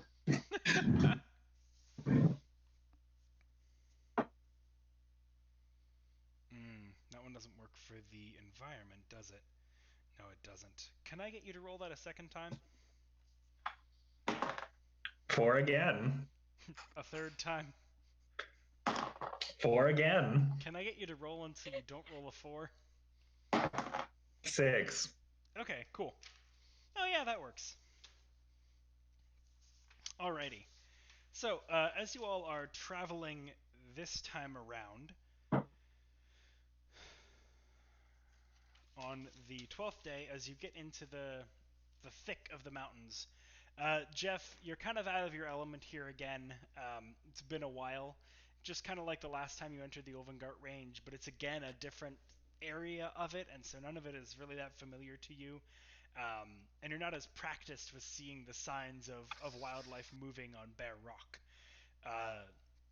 So it takes you a little bit of time, and you don't lose quite half a day because even with the low roll, you're kind of already at a disadvantage. So you're not making worse time than bad time, if that makes sense. Okay. But you're not going fast. You're kind of picking your way through very gradually. And Kayana, you spot a little bit off the pathway, maybe half a mile or so, as you kind of come to one of the first smaller peaks. You look around and you can see what looks like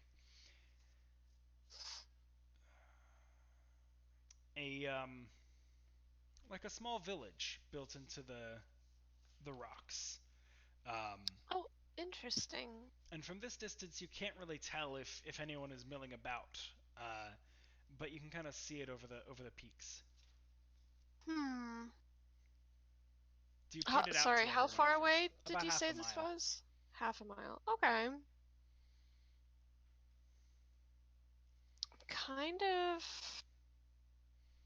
I'm kind of tempted to wild shape into an eagle and check this out. Okay. Also because it's a lot easier to traverse via flight than by foot in this Very true. Alright, let's make the magic happen. Okay. So, I'm a bird. Kayana, without saying a word, I guess. Do you want to tell them where No, you're going? no, Okay. I'm telling everybody. Yeah. I'm telling. Cool. ERP, forgot So, keys. Kayana mentioning that there seems to be something over yonder, maybe a village, turns herself into Eagle. Okay. Turns Eagle. herself into an eagle and takes off from the ground where you all are waiting for her. kind of make a perception check for me. Okay, one sec. I believe eagles have advantage on perception checks based on sight. I also believe that to be true. Yes. Excellent. Very This is good. truth. 27. I rolled a 19. Okay. So the village does seem to be, how do I put this? Not currently inhabited, as in you see no creatures moving about as you're flying over, but something or some things, some ones have definitely been there recently. You see quite a lot of moved stone. And in fact, so the village kind of abuts the back of a short cliff. It's kind of on a bit of a plateau, and then it abuts this short cliff that levels out into another plateau that then immediately kind of goes back up into the sloped mountain. But what you see in that area is like right up against the cliff, there's like this big mass of rocks that have kind of been arranged in what almost looks like a doorway. Dwarves, maybe. I don't know. Let's. Okay. Um.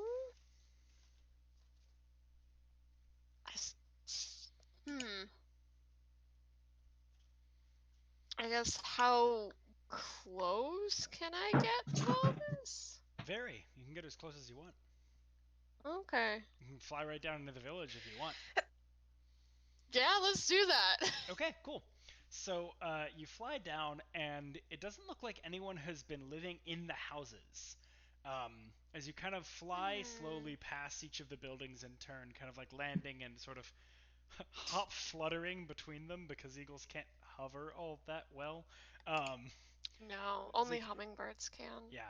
So you kind of hop flutter between the buildings and kind of get up here into the windows, and they all look quite abandoned. But the area itself is like well trod, like all of the ground is like stamped smooth. The rock kind of in the cliff face has been carved out a little bit, and there's other areas where like even beyond the bounds of the village, it looks like rock has been cut and moved. They literally just took the village and pushed it somewhere else. What the fuck? Oh no. No, not quite like that.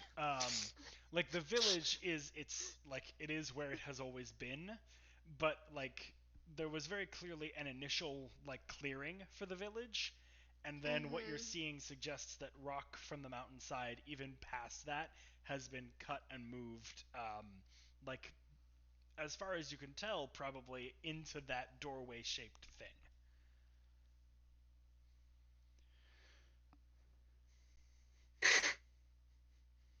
Okay.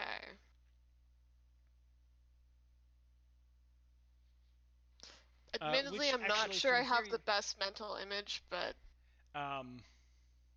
Yeah, it's kind of hard to describe to someone who has aphantasia. Effectively... Usually I can do pretty okay. This one I'm kind of lost. Alright, so imagine a village in a box. Like a shoebox kind of thing. Okay. 3 sides of that box have been kind of broken down and moved. Okay. The 4th side of that box is the cliff. And on that cliff, kind of the village sits up against it, and there's also this doorway made out of probably that moved rock. Okay, that helps quite a bit. Okay. So there's just an archway standing, essentially. Yes, it's kind of leaning against the cliff, and as you get closer to it, it's so you can tell this from further away. The arch, like the inner part of the arch, is about 20 feet tall. It's huge, and it seems to actually lead back into a cavern. Aha. Oh. Probably not gonna be... Well, okay. Not a bat. I can't see inside a cavern as an eagle. That just doesn't work. I mean, it is daylight, so depending on how far back you go, you might have enough light. Maybe I'll just take a quick peek, but probably not going to do anything much more than that. Okay. As you kind of fly into the entryway, the cavern is about as tall as the archway would suggest. It's about the same height at the ceiling. It looks like it has been recently-ish carved out, and there are a few kind of stone sections that were left as pillars. So it was definitely like made. It's not naturally occurring. And there's one kind of main chamber with three such pillars supporting it, and that seems to break off into two kind of chambers that go back outward from it. You can't quite see back into those. The light doesn't penetrate that far back. But as you, I don't know, you could maybe sound, you could caw and see if it echoes far or not, if you'd like to. Nah. Okay. I'm gonna then you get double back to the the large party main chamber, and you see the two others, and you turn tail and get out of there, going back to the party to report on what you have seen. So, Kayana comes back and reports to you all of that. Yes! Alrighty, and unless any of you all want to act on that information, if you want to go investigate it further or do whatever with that information. If not, we'll move along. Perhaps we should leave it be. Yeah. Okay, so as you continue walking, Kayana, before long you begin to hear something. This dull thumping, like thum, thum, thum. It's a bit arrhythmic, but it's a little bit persistent, and you kind of take your way and like climb up a small cliff face that is to your right, which seems to be the direction that the sound is coming from. And as you kind of peer over, you see, as the sound is growing louder, maybe 100 yards off, two stone giants carrying large boulders, walking back, like in the direction towards the village. Yep. I mean, 20-foot tall archway. It kind of narrows it down a bit. It does narrow it down a little bit. This is just a bit. Just a little bit suspicious. I think it's good that we leave the giants alone, comrades. It is going to be difficult. They are going to intersect with your path unless you do something about it. So what if we just kept walking? What if we just kept walking on our way? Didn't even acknowledge them. We could also just like stop and hide in the trees and let it. them pass. Yeah. Okay. We just say, "How are you now?" As we're passing by. Good, and you? Not too bad. All right. If you all would like to hide, is that what you want to do, or what is your plan of action? I suppose I shouldn't just take one person's word for it.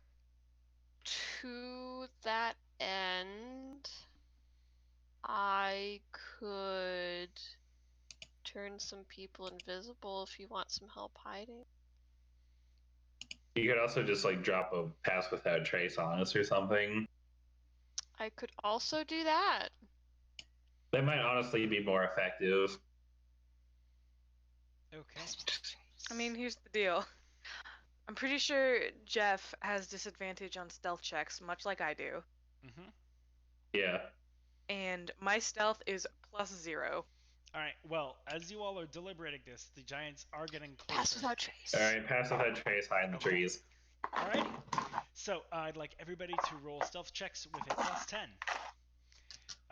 Since you have extra time and your stealth check isn't for moving, it's for staying still, you don't have disadvantage with armor. Sick. Okay, I got 19 total. Okay. I got 22 total, natural 20. Nice.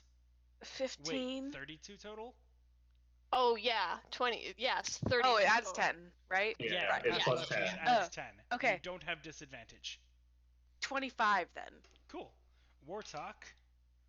I don't know what his stealth is, but his dex is decent. He has plus 5 to stealth. Yeah. Okay, cool. So 28 for Wartalk. The group of you are silent as the night, except for Jeff, who makes like a little bit of noise, but they're far enough away that it's probably not going to get noticed. Let me Cool, see we're just- what their perception checks are. We're just gonna wait here until they are out of going. Did I say stone giants? I totally Yeah. did. Yes.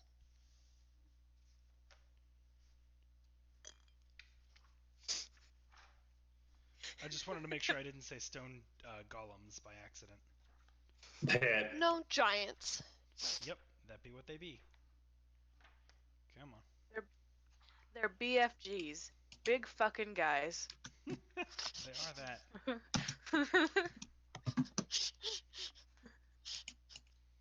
Every time Kyle and I find that book at work, it's like, hey man, look. Big fucking guy. Yeah, their perception is The- just +4. The So things for the you group, find in thrift. for the group It's check, you watch as the two giants, they thunder into this kind of ducked out kind of path that you all have been traversing with these immense boulders in their hands, and you see one of them stop, and he sets the boulder down, and the other kind of looks at him and says, "Gunash for Dakun." And the first kind of looks back, and you see him kind of clutch at his femur and go, "Full Aknan Chel." And he kind of rocks backward, and you see him fall onto his butt. And he just, he kind of stays there for a moment, rubbing on his thigh. And he got a Charlie horse. 2 or 3 minutes pass this way before he kind of taps on it a few times with his with a closed fist, and that sound, even though it's just a light tap for him, is thunderous. It's this dum, dum, dum. Mm-hmm. And he looks back up and he goes, "Threkal nush," and he stands back up, picks up the boulder, and they continue walking. The giant who sat down with a slight limp, which is Kayana, you recognize why you heard the sounds arrhythmically. And they walk off and pass from sight and sound. Although it takes a while for them to pass from sound. That's fair. And That guy is just literally me at my job now. Yeah, once they're completely gone, we'll move on. Alrighty. We're going to take a very quick intermission because your DM needs to use the restroom. So, Yeah, that's we'll fair. be back Okay. in a mo. Don't be suspicious. Don't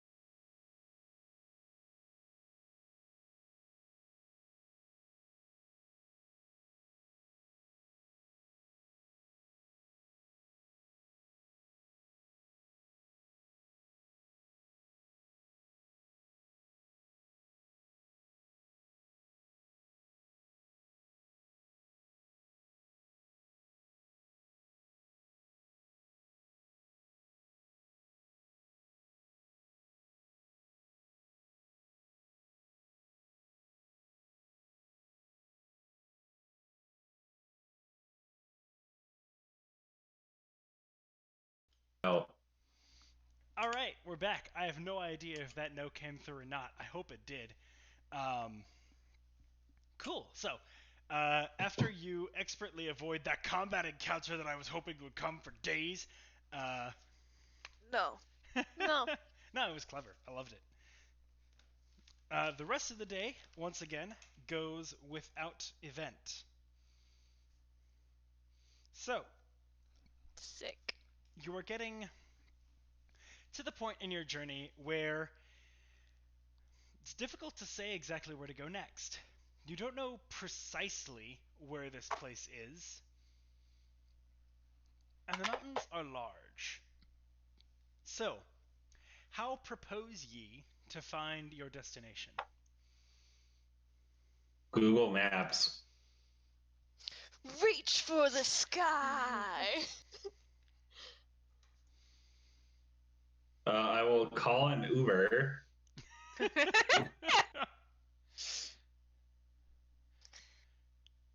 So, as you all are, I suppose this conversation can happen in character as you all are bedding down for the evening on the 12th night, but not the Right. Shakespeare play. But Wartalk, dressed as a woman, and Kyanna, dressed as a man, but dressed as a woman and a man that look exactly alike, and calling each other Violet and Sebastian, each converse and say, "Hey, so what are we gonna do about finding this place?" I don't know. We can both fly. We could get an aerial view of the place. That's true. We could.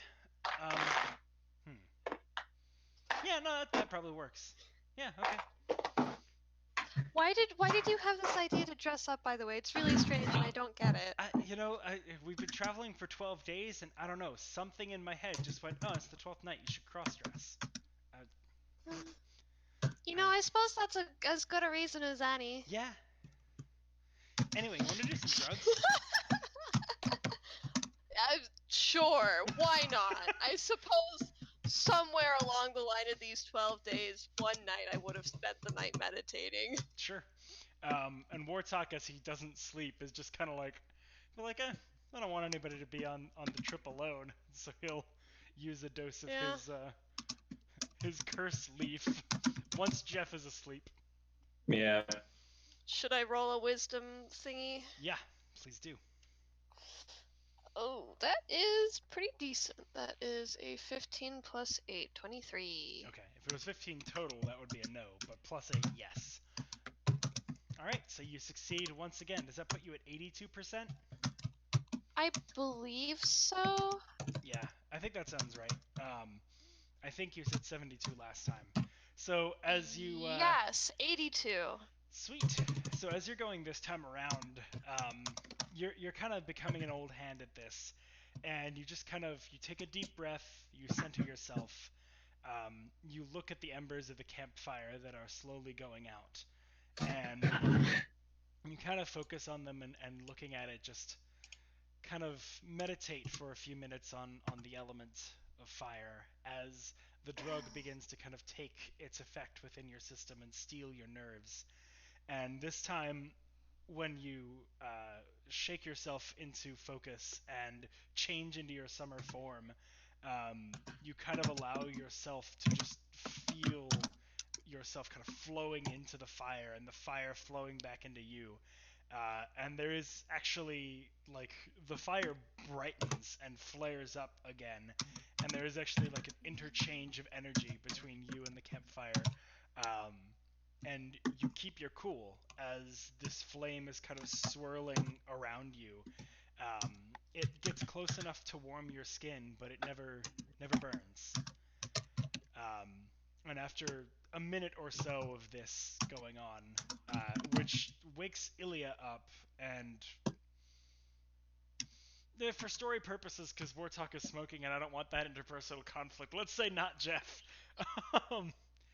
But for that minute, it's just this very intricate connection between you and the fire and this energy flow.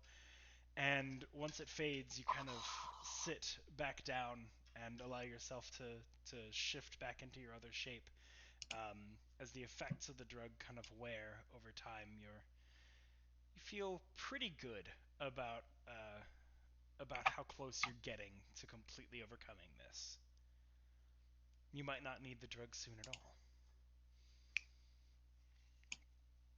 All right, so that'll basically be that evening. And so the next day, let's see, Warthog has polymorph, right? Which also lasts for an hour. I think so. You have wild shape. Is that 1 hour? It's like 4 hours. Although nice. I can also polymorph somebody. So I thought it was like up to your level. yeah, in hours. Currently it is 4 hours. So it's level over 2. Yeah. Cool. Round up. Alrighty. Oh no, round down actually. But yeah, 4. Alrighty. So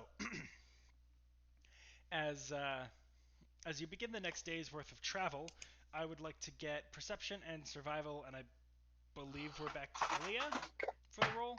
Jeff, did you roll for the giants? Yeah, I did. Yeah. Yeah, Okay. he kept rolling 4s, remember?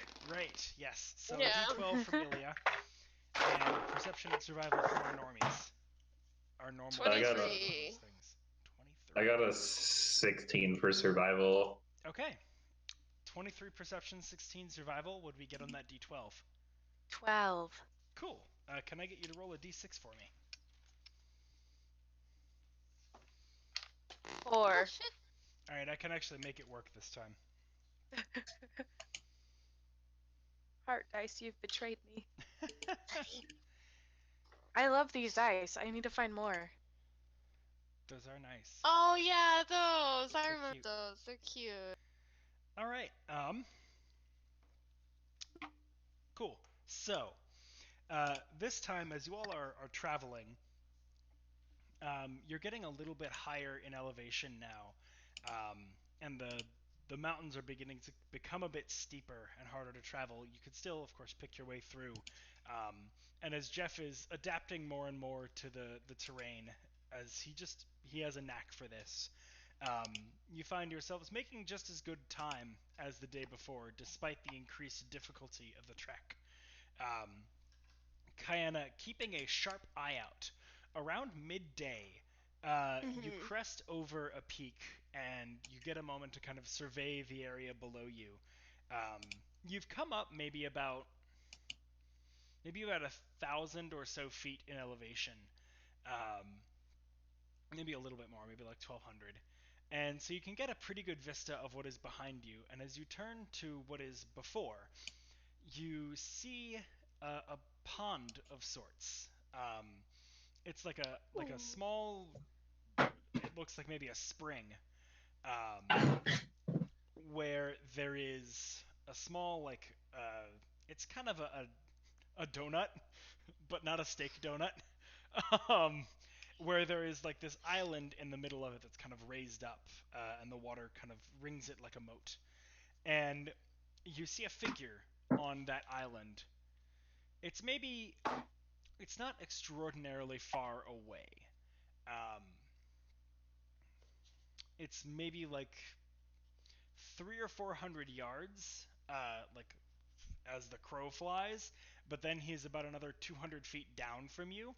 So like you've just crested this peak, you would go down it, and then it kind of levels out into a plateau, and this donut pond is part of that plateau, to your left or to the west. Interesting.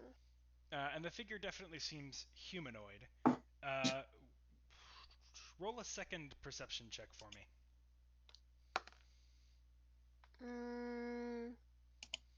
14. Okay. Beyond humanoid, you can't tell too much more than that. Okay. He's just a bit too far away at present to make out details. Just a lone man, nothing on the island, just there.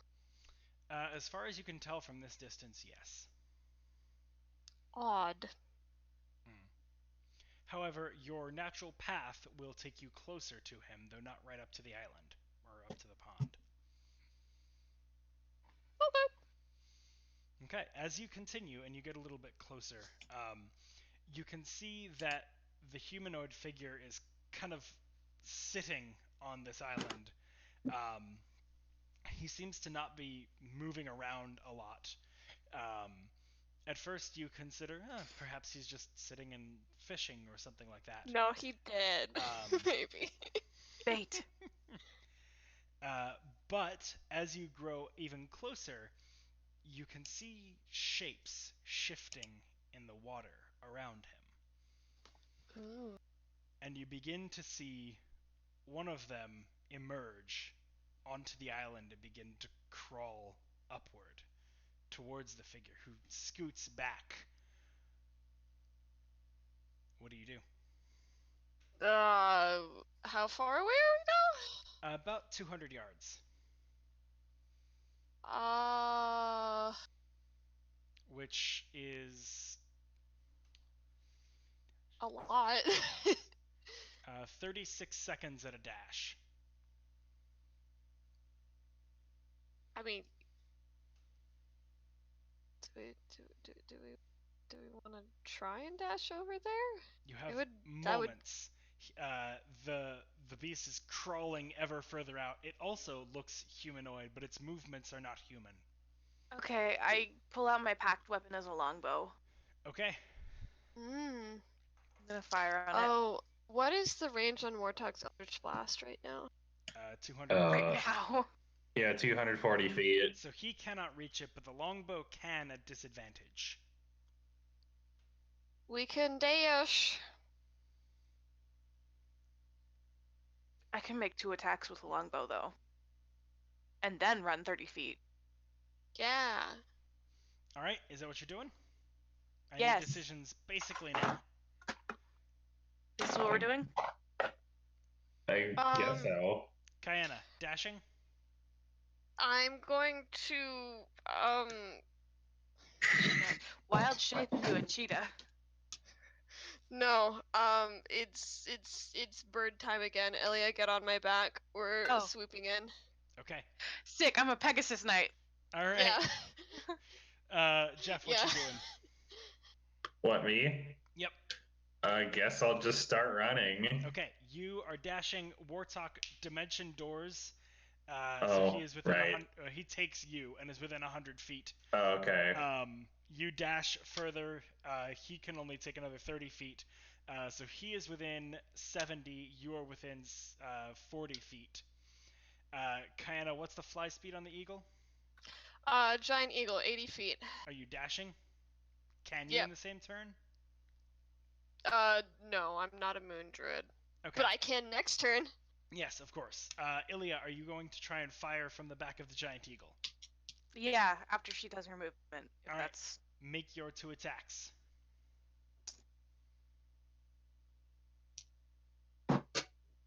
At disadvantage. that- I think you were rolling yeah. twice for that, but yeah.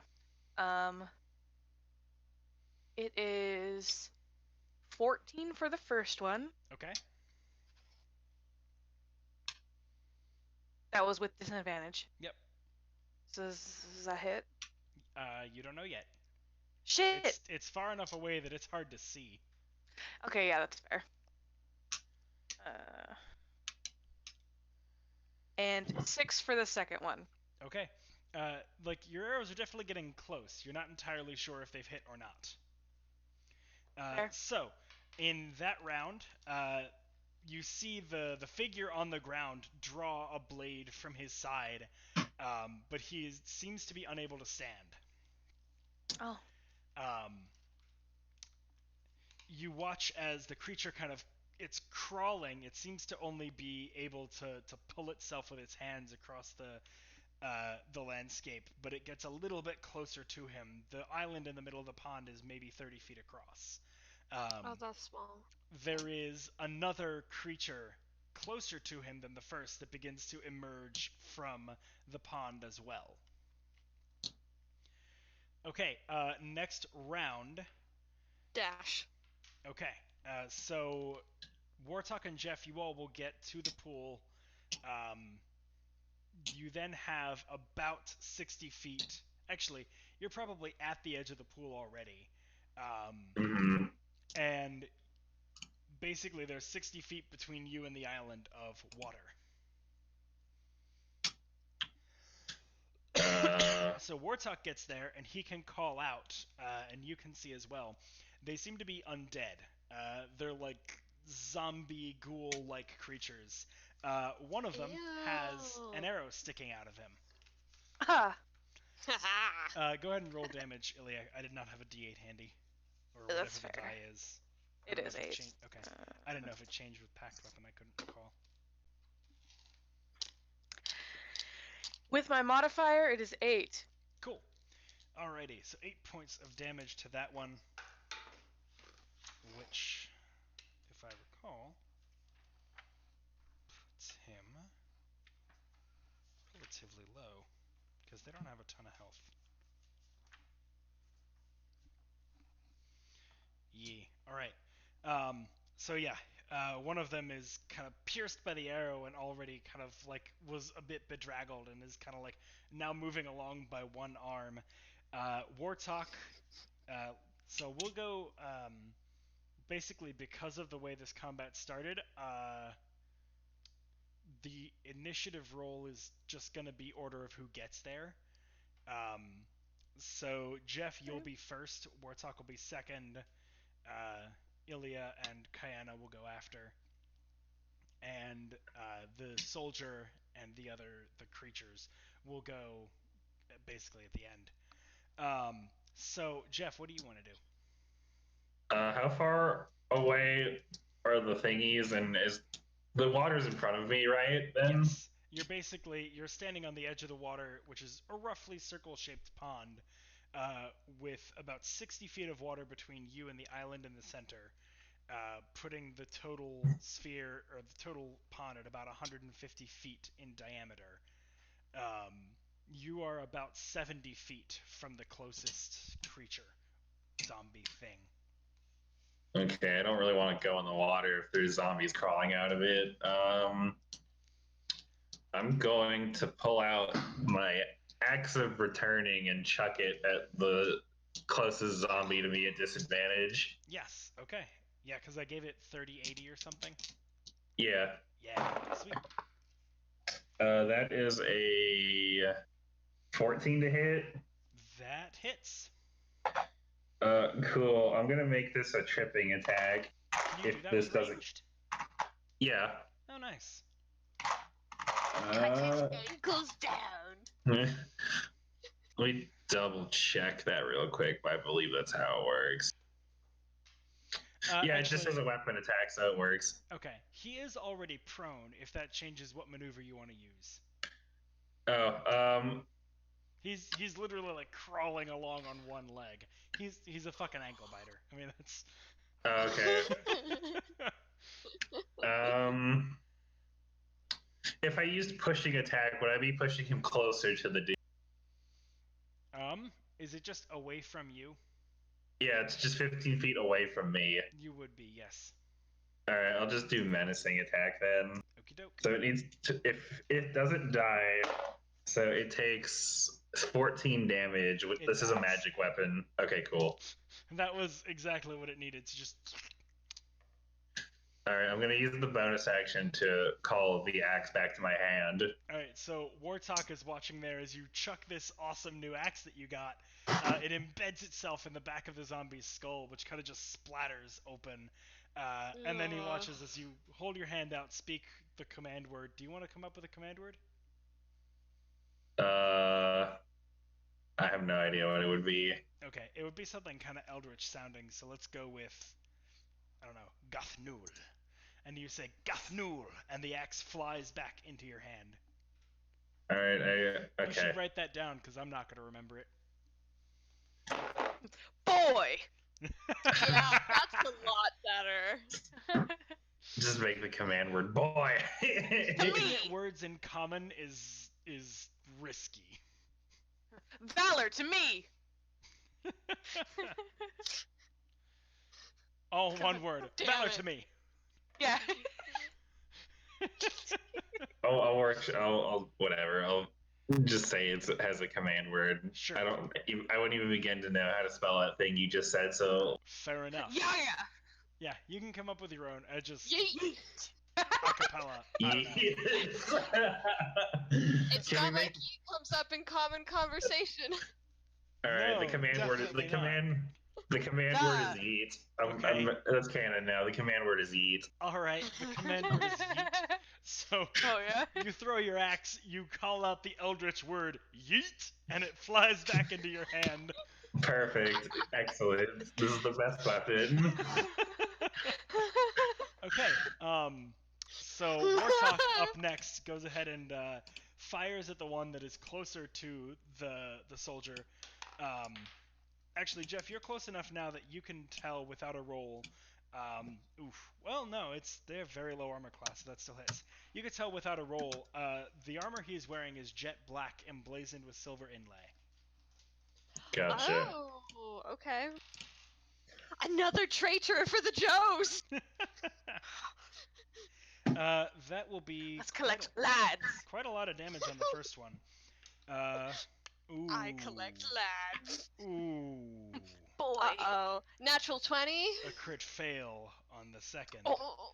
So Oh. I think he does add charisma to his Eldritch Blast now, right? He took the invocation. Yeah. Yeah. Yes. So that's He's just gonna blow up the dude we're trying to save his head off. So that's 14 Help. points of damage. Well, no. So it was 14 to the zombie, and then he does hit the Danish soldier No. on his failure, and Traitor does Joe. 15 points of damage. Ow. No. So you Is see the first he- Eldritch Blast sizzle and like blast one of the zombie's arms off. And the soldier like looks over and goes, "Ah, thank you!" As the second Eldritch Blast slams into his arm and like blasts the mail off of his shoulder. The pauldron kind of clatters to the ground, and he goes, "Who are you aiming for, him or me?" And he looks quite bedraggled. You can actually see more than just the wound that Warthog just created. There is blood streaming from a gash in his side. Okay, Kayana and Illiya. You all can decide the order between you. You have Eagle's a dex. dash. You have a dex modifier. Eagle dash. Okay, so you get another 160 feet closer. Yes. You are. What does that put you in? More than halfway there. You're 200-ish feet away. I think that's still in disadvantage range for the crossbow, is it? Yeah, it's. Or is it 300, 600? It's 150, 600. Okay, yeah, so still a disadvantage. Yes. Sucks. It's whatever. 30, 20, 14. Okay, yeah. You're close enough now to see that hit. Go ahead and roll Okay. damage. 7. Okay. Very close, but no cigar. Jeff, you watch as an arrow flies down from the heavens and pierces into the back of this other zombie, but it still pulls itself up. It is on 2 feet, but it is kind of already like drooping and holding on to unlife by a thread. Again, then. Alrighty. 10 or. No. No. No. No. No. No. No. No. Did you get a nat 1? I did? Nice. Alright, roll another attack at disadvantage.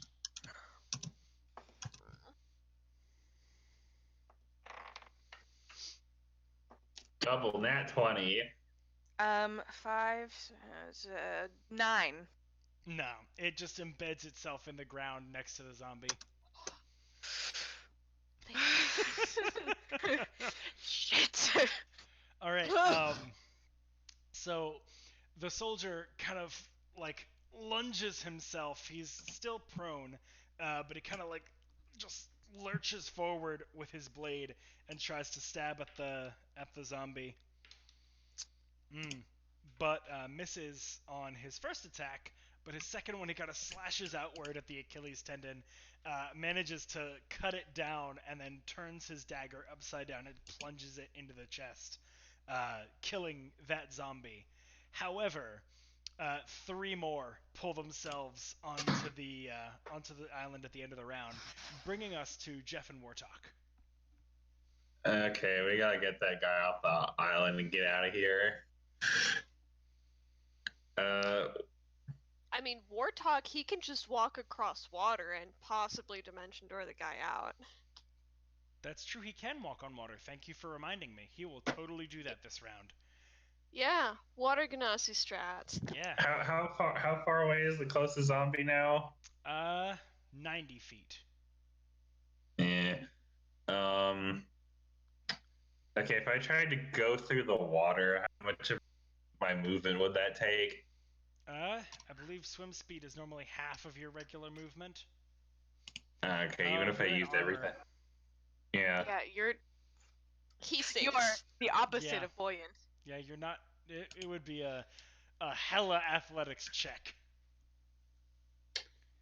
Fun fact. This All reminds right. me By of a which I funny mean, D&D even story. with your good athletics, I What? might not try it. Yeah, I'm not risking that. Can I reposition myself such that I can get within 80 feet of one of the Zambos? Yeah. All right, I'm gonna do that and chuck my axe at it again. Yeah, so swinging around so that you're a little bit closer to a radius rather than a diameter, a shorter chord, if you will.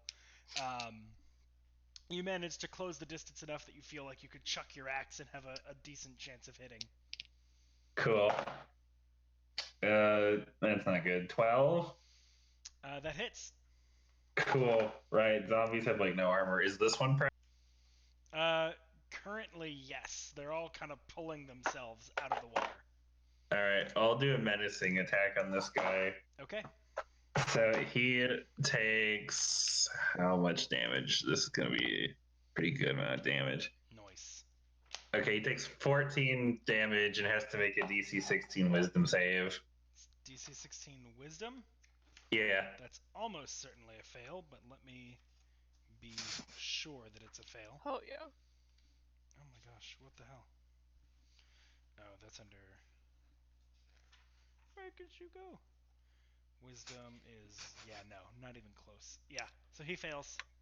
Alright, it is frightened of me until the end. Okay. And then bonus action, recall the axe with yeet. Yeet! Yes, this is the best. Press triangle to yeet. So on the note of swimming in armor, the first DM I ever had told me a story about how a bard they were playing, who was the stereotypical horny bard, right, was being chased down by a paladin, and he had no means to defend himself against this paladin, but they were like on boats. So he used suggestion and was like, "Hey man, why don't you go for a swim?" Oh, fuck.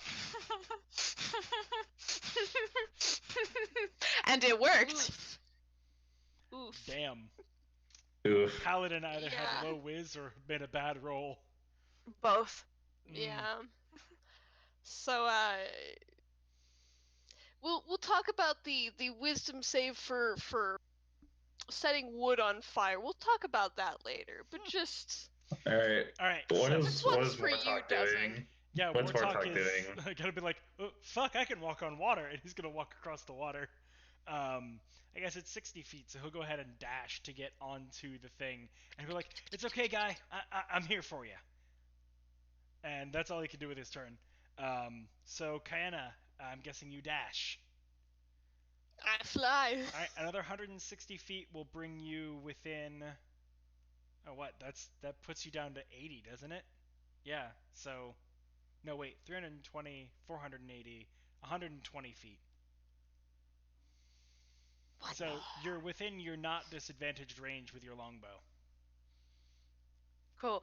I'm gonna attack what's left now. There's 2 that have been unhurt and 1 that Jeff has hit once. And that one's frightened, yes? Yes, of Jeff. Oh yeah. I'm gonna shoot at one of the 2 that aren't hurt. Okay, 15. that hits. 6. Okay. Same one or different one? Is this still alive? Oh yeah. Same one. Cool. Dirty 20. Nice. Also definitely hits. 7. Okay. So, after dealing 13 damage to it, Jeff and Warthog watch as 2 arrows flying from the sky in a tall arc plant themselves like one in each side of the zombie's collarbone and just kind of like wear it down. It is still pulling itself up onto shore, but it looks hurt. All right. So the zombies, one of them is gonna be able to pull itself out of the water and get up to the Danish soldier, making his attacks against his prone foe with advantage. That was a 2. That was a hit.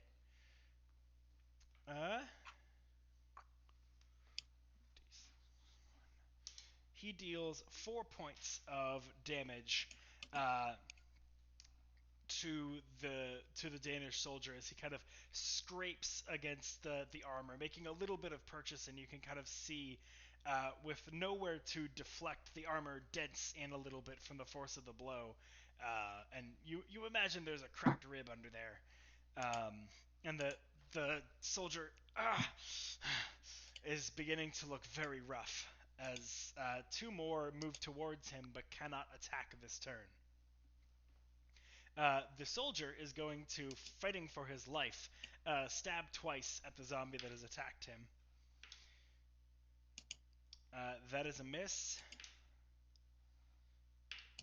That's a hit. There we go.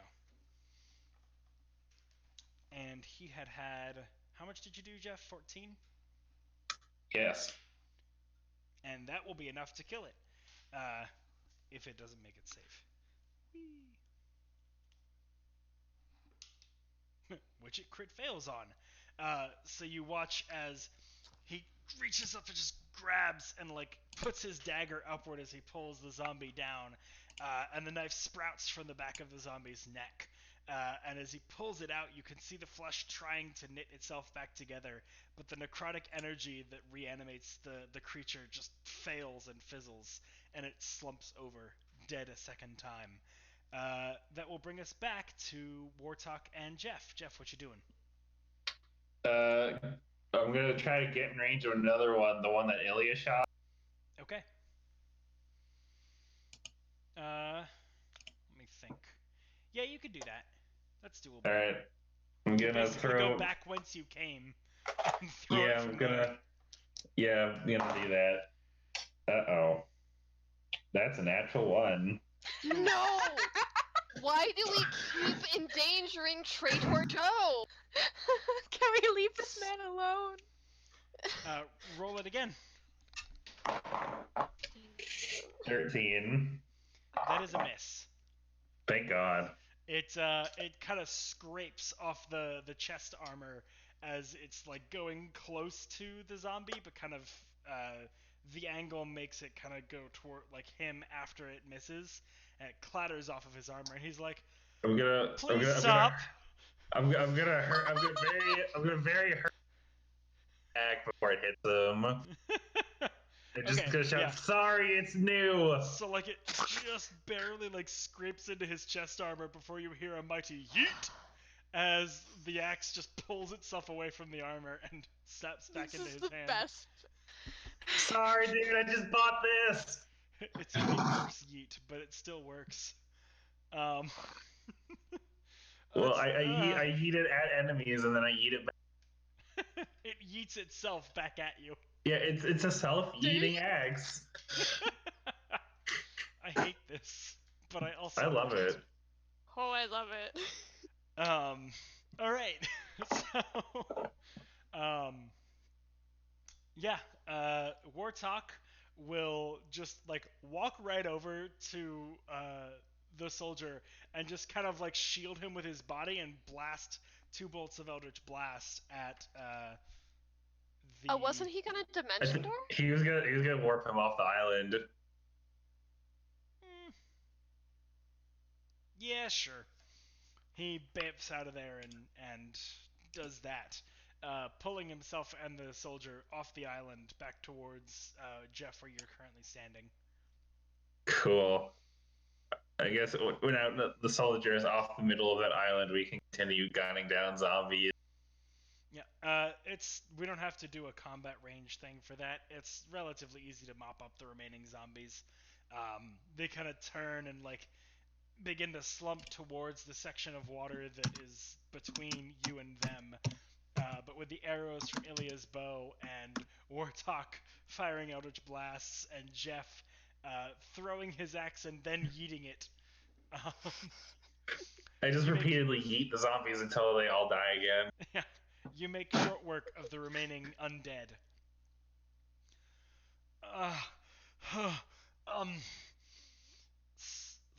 Thanks. And he just goes unconscious. We should heal him. Cure wounds. Okay. Yeah. He's Yeah. just like he's not dying unconscious. He's just like fatigued. Just like my body can't take this now. Still. But so as you cast Cure Wounds over him, the gash on his side closes up, as well as the smoldering burn from Eldritch Blast, which still kind of crackles but lightly with Eldritch energy. And the few extra claw attacks that have gotten him kind of knit themselves back together. And he... Holy shit. Thanks. Yeah, thanks. Yeah, no problem. How'd you get out there in the middle of that lake? He kind of looks over and, like, you see just confusion in his eyes. I have no idea. Really? Yeah. What's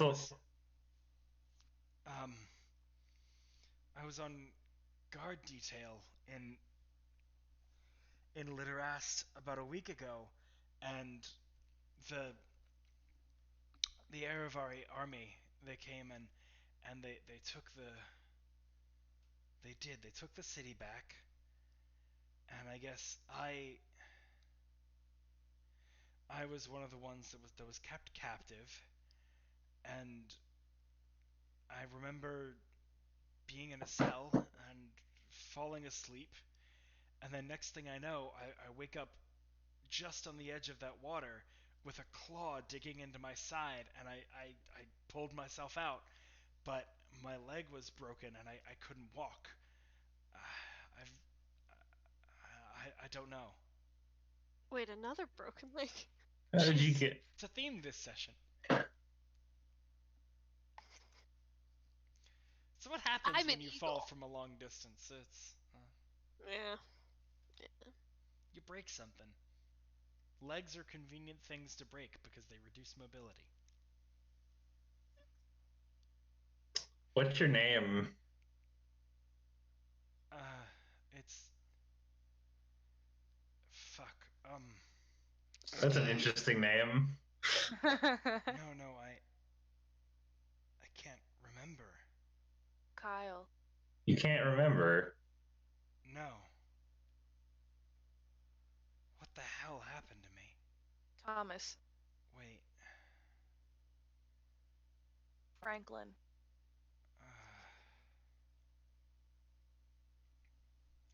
They were yelling at me. Who was? The captains. When they sounded the retreat, I wanted to stay. They were yelling at me. They must have been yelling my name. What was it?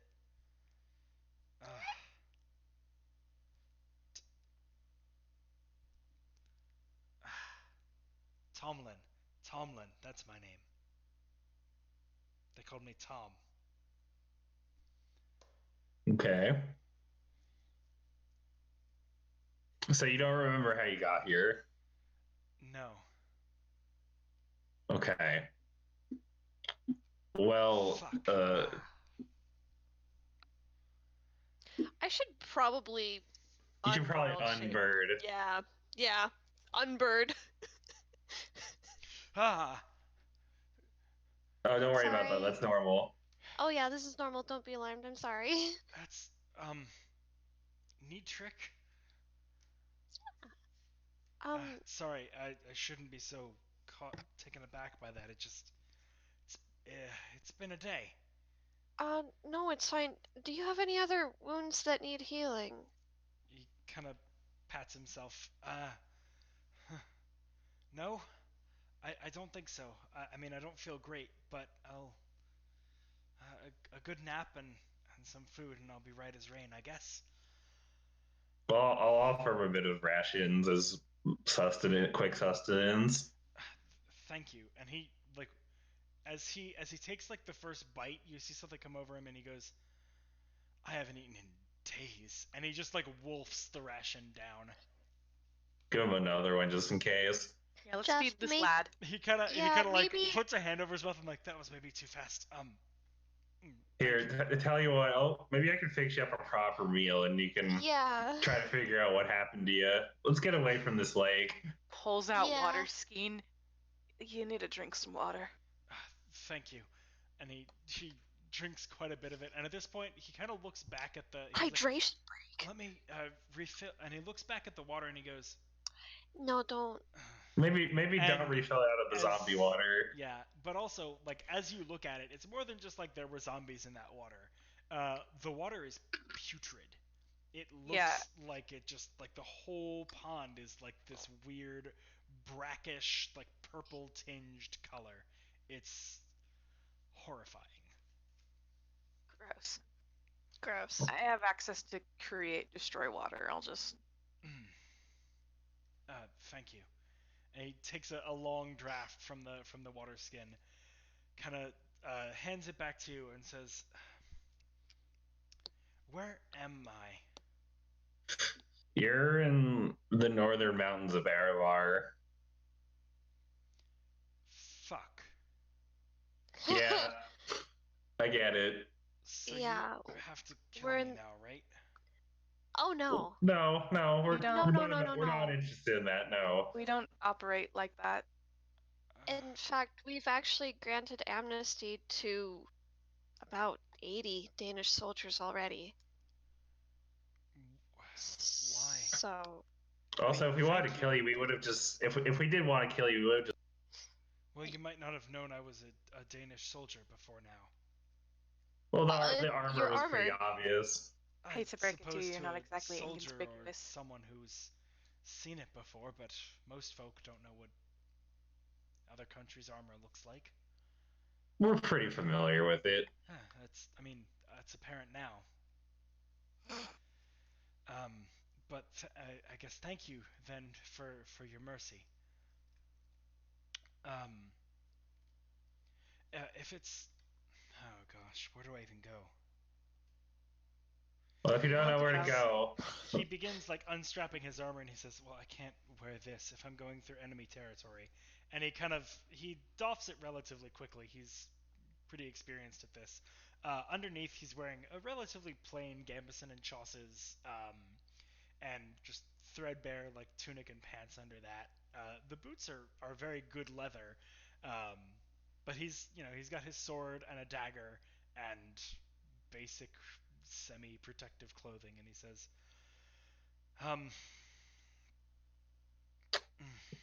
let me ask you a question, Tom. yes. You were a soldier. You were a soldier in the Danish army. Yes. What was your name again? Sorry, my name's Jeff. That's okay. I hadn't asked. Jeff. Yes, I was a soldier. Am a soldier, I suppose. I assume so. Do you believe in the war? Do you believe in the Danish king's cause?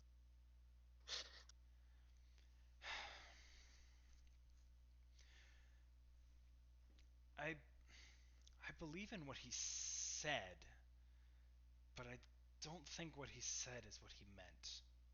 Not anymore.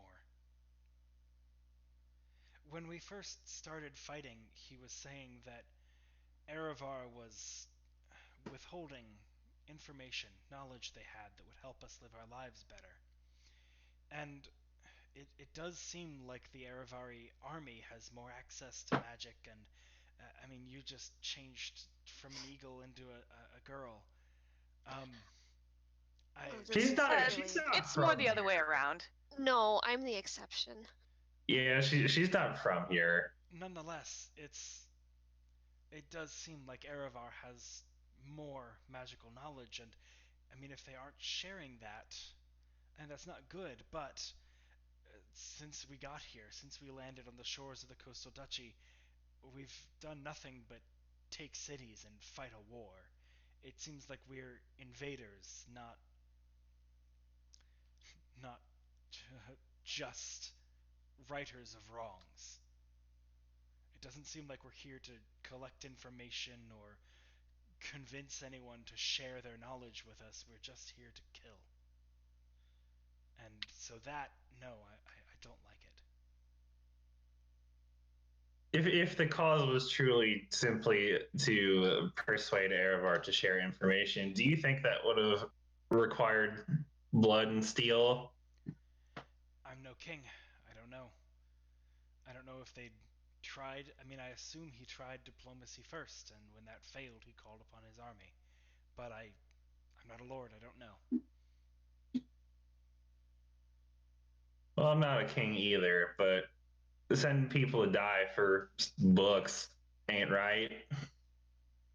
It depends on the books. I mean, if it's really going to improve our way of life as much as it sounded like.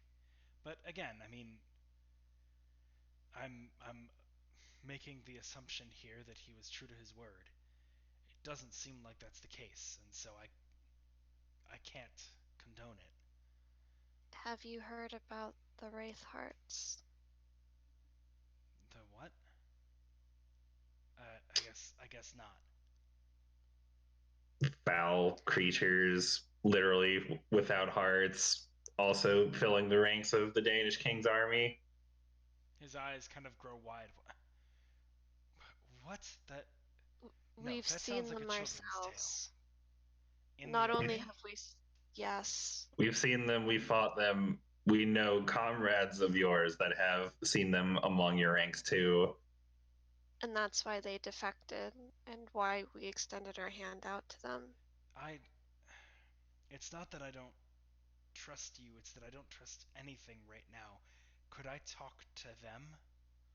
If they wear my armor and they have been in my place, I think I could accept it if I heard it from them. It's ways away from here, but I I have assume nowhere war else to talk go. is the way. We can certainly point you that way. All right. I'm sure the information they will be able to, I'm sure they'll welcome you, and the information they will have for you will be quite enlightening. I hope so. I mean, either way, it should be enlightening, whether or not you're telling the truth. And I want to believe you are. I want to believe that there is even more reason for me to leave this war. Or at least to fight on the right side of it. But I need confirmation. So, yeah, tell me where it is and what I'm looking for. I'll go. Warthog I guess. points him in the direction and describes the kind of surrounding area and the castle that's being built on this large island within a lake, a little ways west of the foot of the Highwind Steps. And he takes a few notes on a scrap of parchment that he has in his pack, and rolls it up, sticks it in his pocket, and says, I guess I'll be off then, but before I go, even if you aren't telling me the truth about the war, you still saved my life, and I owe you some debt of gratitude. There's something that I found out before Erevar retook Litterast. A piece of information that came. A few of our soldiers left to answer this call.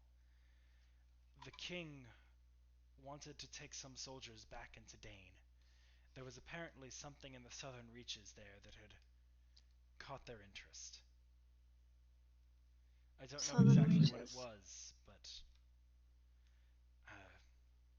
Do you know where in the southern reaches? It's the Indigo Wood? west of there. West.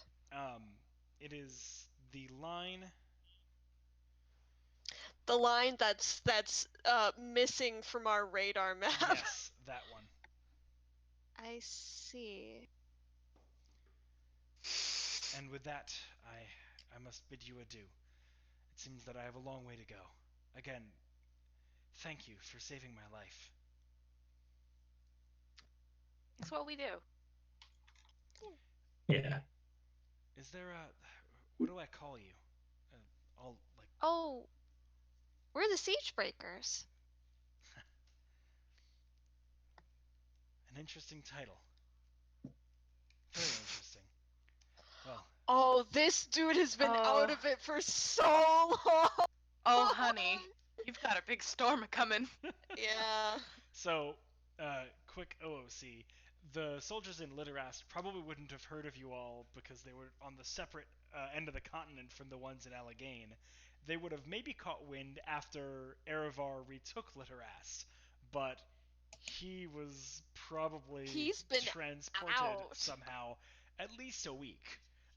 So like right after the city was retaken, and probably did not get any of that information. That's okay. That's okay. Oh, Yeah. honey, So he's got got a a lot big of storm catching up to coming. do. Nonetheless, again, thank you, and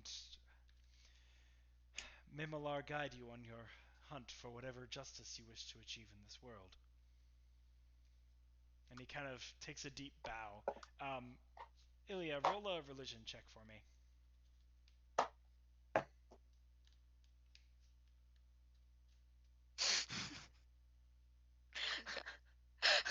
Oh, honey. So before my modifier, that's a 1. Nice. After my modifier, that's a 4. Okay. I mean, you know who Malar is. You're not like it's It's something not in his Torm. I domain. don't care. Yeah. Like it's in Kidding. Malar's domain. You know he's the god of the hunt. Beyond that, you don't Yeah. know if it's like a customary thing or whatever. But yeah, that is his farewell to you. And that is where we will end our session this week. Oh, rad. All right. Thank you guys for joining us on tonight's episode of BionDnD, and may all your rolls be